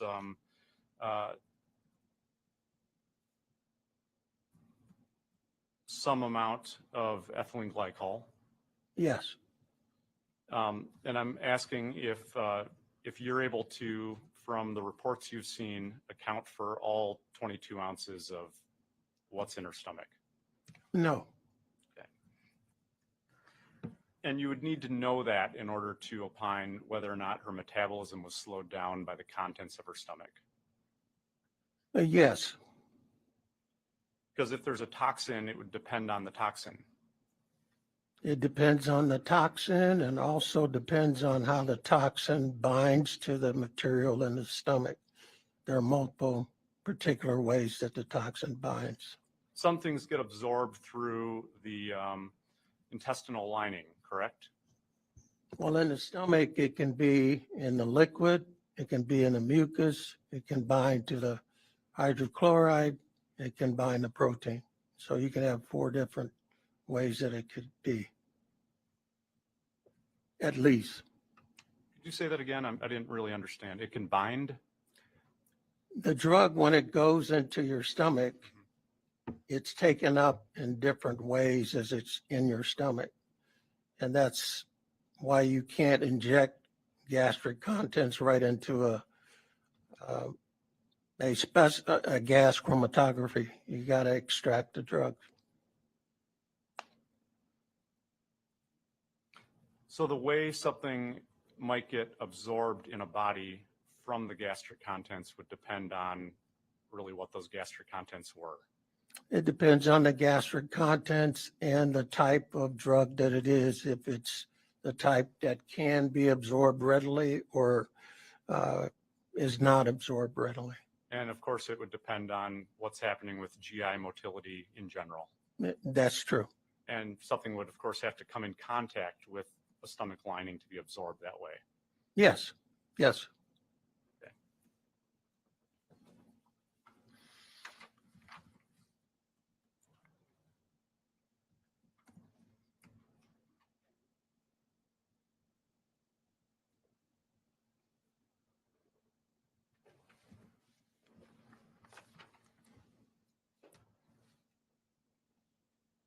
You're familiar with the phases of ethylene glycol poisoning?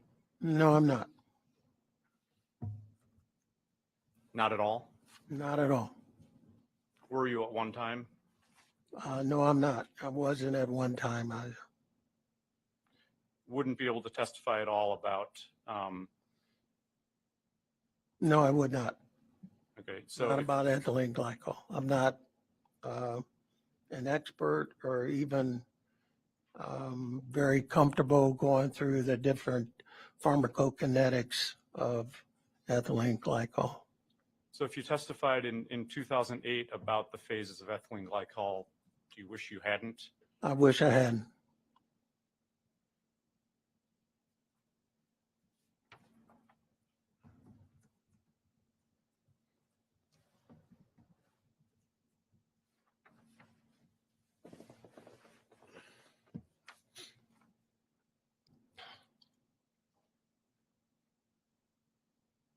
You noted that her urinary bladder was distended with 150 cc's of urine.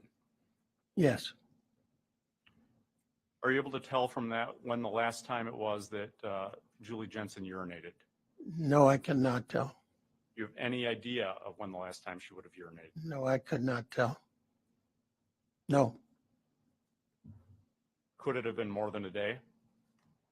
There's no way for me to know when she last urinated, so I can't speculate on it.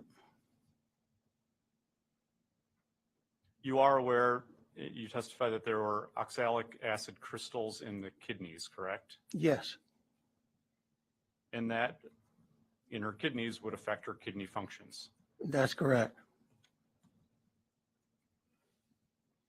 One of the things that can happen with oxalic acid crystals in the kidney is that you can go into acute renal failure.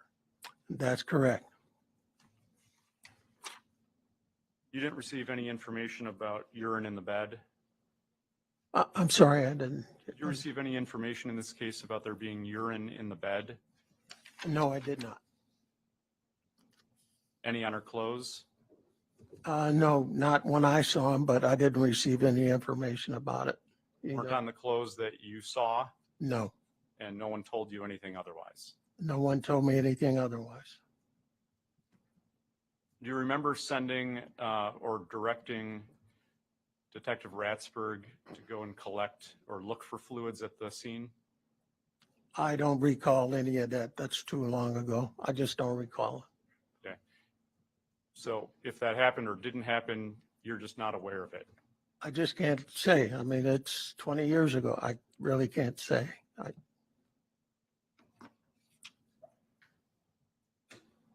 In terms of Julie Jensen's functions on the day that she died and what she was able to do, are you able to say at all? Not clearly. I'd be speculating. So I Because have it no involves ethylene glycol poisoning? It's not only ethylene glycol. She also has multiple other drugs in her system. So it's hard to say. Okay.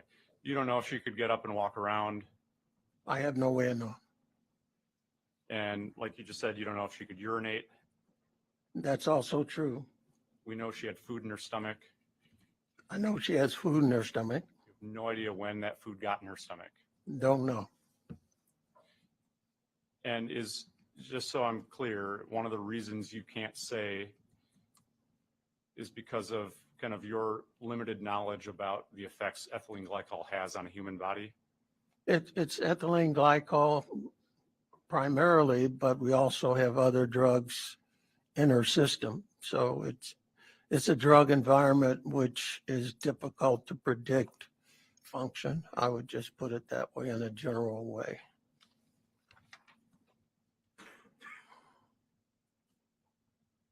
And after this case, you did no additional research? No, I did not. Have you done any other reports in this case? No, I have not. So in 1998, your autopsy concluded with, it says cause of death, colon, and it says pending further studies.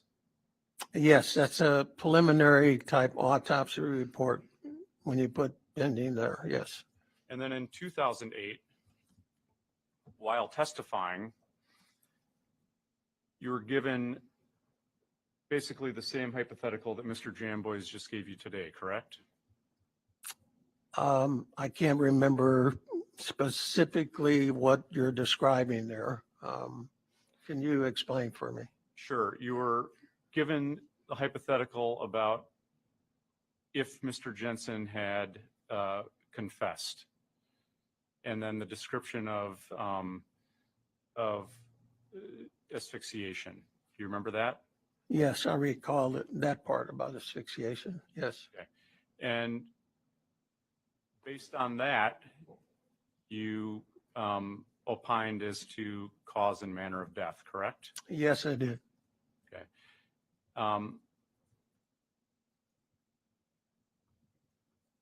Credibility of witnesses matters to a forensic pathologist, doesn't it? Yes. You don't know anything about the source of that information, do you? Explain what you mean. I don't know what your question is referring to. You don't know anything about the credibility of whatever witness would have claimed that Mark Jensen made that confession? No, I don't. And if you learned that that person was completely incredible, you wouldn't be able to rely on that statement, would you? I rely upon the, I guess, the investigators in the case and what they feel, how strongly they feel about the case, because I don't do that investigation. So I'd have to rely upon what they are and what their relationship has been with me as the investigator forensic pathologist. That's the best way I can describe it. So do you rely on the credibility of witnesses? Again, that goes back to the investigator. I don't personally do the investigation. So it's not me determining whether they're credible or not. I have So, to rely upon them. so whatever the investigator tells you the scenario is, that's credible? No, what I'm saying is I have to, when I'm discussing the case with them, feel that my autopsy findings are consistent with what the story is that they're telling me.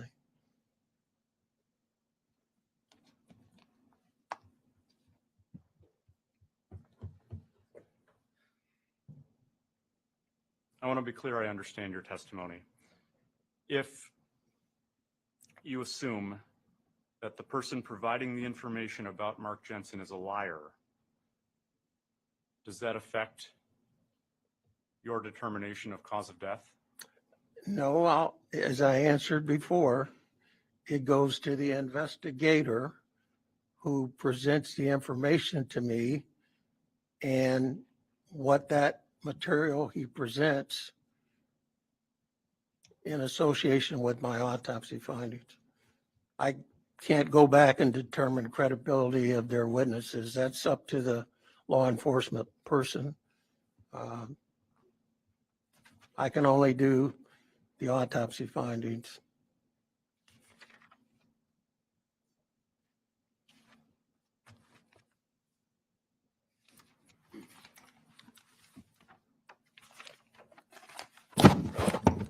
I'm sorry. I'm going to, counsel, I'm going to direct your attention. I'm looking at, again, January 7th, 2008. Yes, counsel, which page are you looking at? Page 74.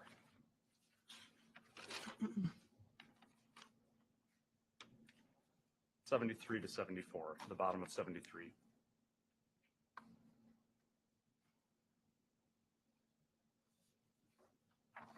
Starting at line 25 on page 73. Yeah, I'm almost there, counsel.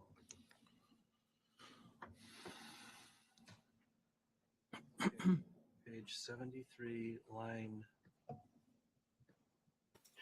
I'm gonna need you to hurry that up. which line? Thanks. 25.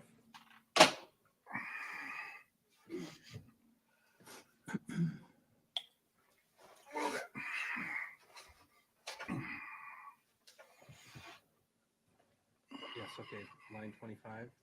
Yeah, you were asked, Doctor, now if in that hypothetical you assume that the person providing the information about Mark Jensen is a liar, then do you have an opinion to a reasonable degree of medical certainty? Answer, yes. Question, and what is that? Answer, it's undetermined. Yes, at that particular point.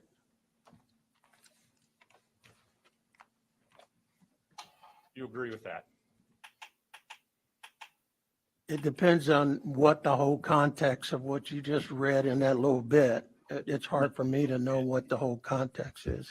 Sure. The person who reported that Mark Jensen confessed, if that person is a liar, then do you have a cause of death? Just the way you described that, nothing about the investigator, nothing about anything else. It would have to be undetermined because I don't have any additional findings to go along with the investigation. Uh-oh.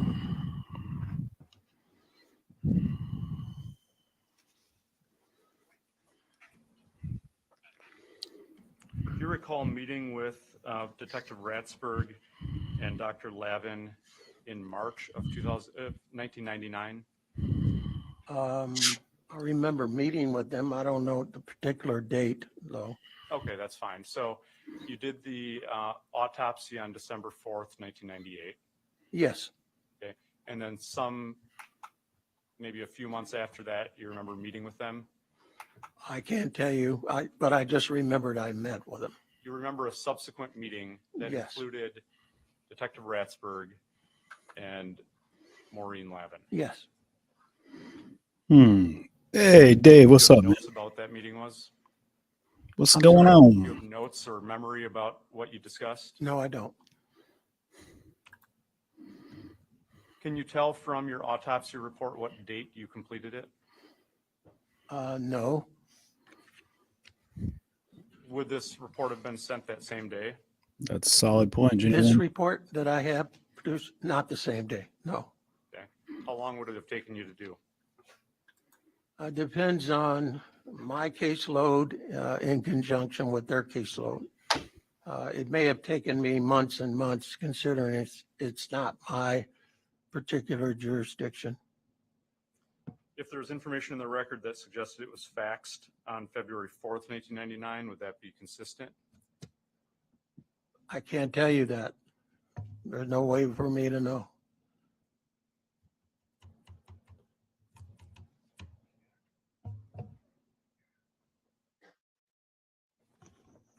I need just a moment. Go ahead. No, I go. He gave him the go ahead. He's like, "Yeah, take all the time you need." Nah, Dave, I'm in Pleasant Prairie right now. Actually, I'm out where the case is happening. I'm in Kenosha County, not to be confused with Kenosha proper, because they are different places, as anybody in the area will tell you.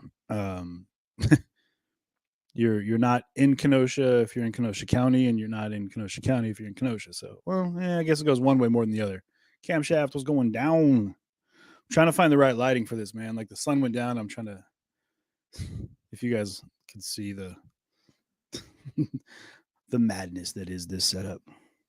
Let's see how this works. Let me know.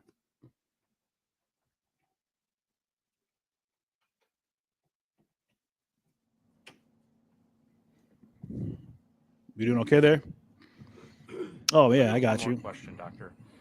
Go Hawks. When you were looking at the scene photo of Julie Jensen lying on her bed, and maybe I've already asked this and just forgot it. You testified that that she was on a soft mattress. Yes, Where did you get on a soft material, which is a mattress, just on a mattress? on a mattress. On a fluffy down pillow.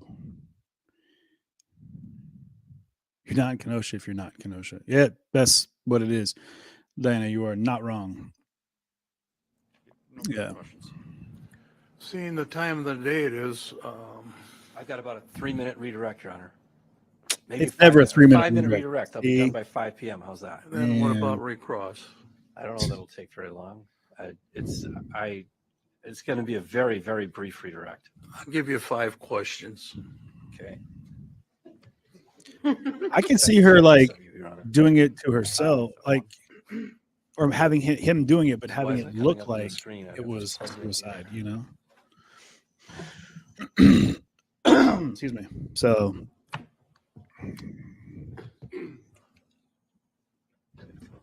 Are the TVs off? Are the TVs turned on? Yes. Oh, wait, it's gonna. There we go. Okay, good enough. Can you see in the upper right-hand corner here? I'm going to blow this up here a little bit. you have to blow it It up. says $223.99 and $2,499. So certainly this report was available as of February 4th, 1999 or February 23rd, 1999, one of those two dates. Doesn't that reflect that to you, sir? Yes. Okay. Now, Christo.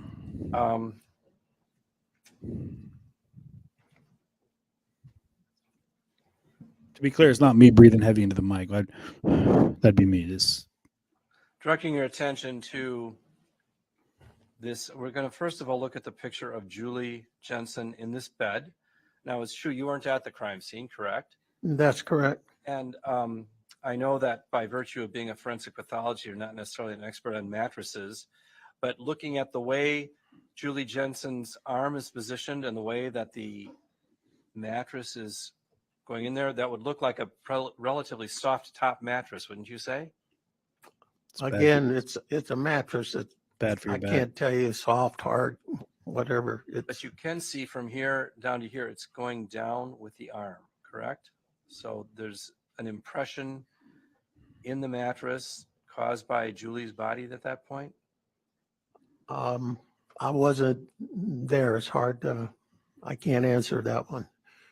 Now, directing your attention to this injury here and here and here, and then looking at the way the arm is going from the shoulder down across the body in this fashion. So the shoulder here is bent over. Does it appear that this injury and this injury and this injury would line up with that arm? Is that a reasonable explanation? Asked and answered. Is that a reasonable explanation for the injuries to Is there the an rib cage? objection? Yeah, asked and answered on, this was covered on direct. Yes, and he That went into exact- it on that exact thing. cross. See, that's the problem when we start recrossing, redirecting. You got into it, so now he wants to clarify it. I think he has a right to do that. So, doctor, can you answer the question? Would you? Okay, then I'm going to restate the question instead of having the reporter read it. Assuming that I'm going to ask you this, doctor, assuming the shoulder was bent in a little bit, as it appears to be here, and then the arm was spread across here, would you indicate, does it appear to you as though that the arm lining up with the rib cage would be a reasonable explanation for these injuries to the rib cage at this location? It is a reasonable explanation. And so, quite aside from who's telling you about it, if you had heard that it was told to somebody that Mark Jensen confessed that he sat on Julie's back and shoved her face into the pillow until she stopped breathing, are these injuries consistent or inconsistent with that description? They're consistent, as I mentioned before. Now, based on the crime scene photos and based on the injuries to the rib cage and based on the injuries to the heart, the petechiae about the heart and the lung, and based upon the toxicology reports that you've since received, do you now have an opinion, doctor, as to the cause and manner of Julie Jensen's death? Yes, it's an asphyxial death. It's an asphyxia death, and was ethylene glycol a contributing factor? Yes, And what is the manner of death? it's a homicide. Nothing further. It's a homicide. Doctor, you have no idea when Julie Jensen was, you have no idea when Julie Jensen was put in that position. Yes, I think I answered that as well. Yes. You agree that you Yes. don't have any idea? Yes. And that she may have been moved after first responders got there? Yes. Were there any bruises on Julie Jensen's back? No. Any marks consistent with being sat on her back? That's not uncommon to see nothing when someone's pressure, so there's no marks there at all. Bruising on her arms in terms of being rotated around and pushed down? There's no bruising on her arms by that manner. That hypothetical that Mr. Jamboys gave you, it assumes that that is precisely how Julie Jensen's body was at the time of her death, doesn't it? Yes, it does. Okay. And you have no idea how long she was in that position? No, I do not.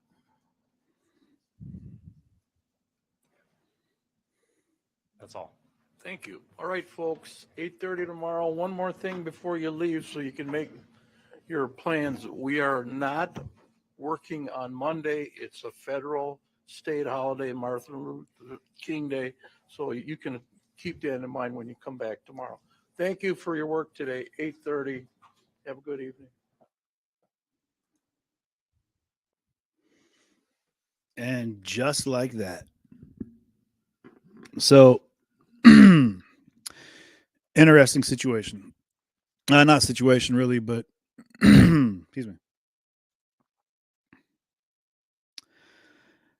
So the forensic pathologist has said multiple times that the cause of death was homicide. So, regardless of everything that led up to it, what he is saying is that at the time of death, homicide was to blame. So, I mean, they can jump around as much as they want. I'm sure that I think they have. I want to say there was like 60 something witnesses. Anybody that knows the witness list, feel free to fill me in. But there was a ridiculous amount of witnesses, and they were running through them pretty quick today. And a lot of those were just character witnesses, I think, about Julie, just to find out what type of person she was and if she was, in good spirits, what type of, temperament she had going. I think it was the gentleman, Tim Vaughn. What was it? Not Vaughn. Anyone in the comments can tell me there too. The one where they replayed the old testimony, and he, couple hours. I mean, that was a good 2 hour, I think, feed of just him. I'm not planning on going into the 2016 case. But we're good. We're good. Ted. Yeah, Ted. There you go. Man, it's just crazy how they grill people over the most menial points. I didn't see anything about the questioning that they had was, why would you be outside waiting? Like, why? And things, it was November at nighttime. So you're saying you would just stand around outside and wait, yada, yada, yada. And all of the back and forth. That I was just, it was monotonous to at the very least to hear. But either way, it's wild looking at this guy, like I wonder how he feels. You know what I mean? Does he really feel like he's, like this is money in the bag, or, where's he at? No, in case you guys are wondering, over on YouTube, 69mega.com. Whew. Their girl's right first, apparently. Well, there you go. Either way, guys, I appreciate hanging out with me today. I'm not going to stay on for too much longer. Luann Anderson, you're very welcome. I'm glad I could put this out there for you guys. What I'd ask that all of you do, if you would please, everyone that's on right now, just share the stream out. Before you click off, just pick a group and send it out. Put a little caption, tune in tomorrow, 8:30, whatever it might be. I'd really appreciate that, guys. And really, it's just about, we got to get traction going. It's much like, the Darrell Brooks trial. We started off kind of the same way, handful of people, and then we ended up with a couple thousand people by the end of it, and then several 100,000 views on across the board. So I think we could do that again. I think it's important too, especially if you're out here in Wisconsin and the Illinois area. Anyone who's privy to this case, or, like I said, I'm looking out the window at Pleasant Prairie right now, 15 minutes from the courthouse, 20 maybe. But I know for everyone out here, it's very personal. And, so if you know anybody in the area, share it out to them. Don't forget to put a caption on your shares or it will get spammed. Shelly, I wasn't aware of that. So thank you for telling everyone that. Shelly Irwin's saying that when you do share the page or share the feed, put a little caption. Tune in tomorrow at 8:30. Dan is looking at a mattress. Yeah, I know. I was looking at him last night. I'm with you. So, tomorrow 8:30. I do have some travel going on tomorrow, so I'll have to figure out how we're gonna operate the end of the day. But if they get started at 8:30, then hopefully we'll be done by 5 o'clock, and that might allow me time to get to my flight. But I will keep you guys posted. I'll know more tomorrow. So appreciate everybody for tuning in today. It's been it's always tough getting back used to sitting in the chair. You know what I mean? Because it's hard. It's hard on the haunches, if you will. So between now and tomorrow, have a great night. Take care of yourself. Take care of each other. And, make sure to set up notifications. And if you already have notifications set up, keep in mind that with the new meta happening now, you might need to reset your notifications on YouTube, Facebook, Twitch, Twitter, wherever you happen to be watching. Click it off, click it back on, and, get with the program, y'all. And, have an amazing evening, guys. We'll see you tomorrow.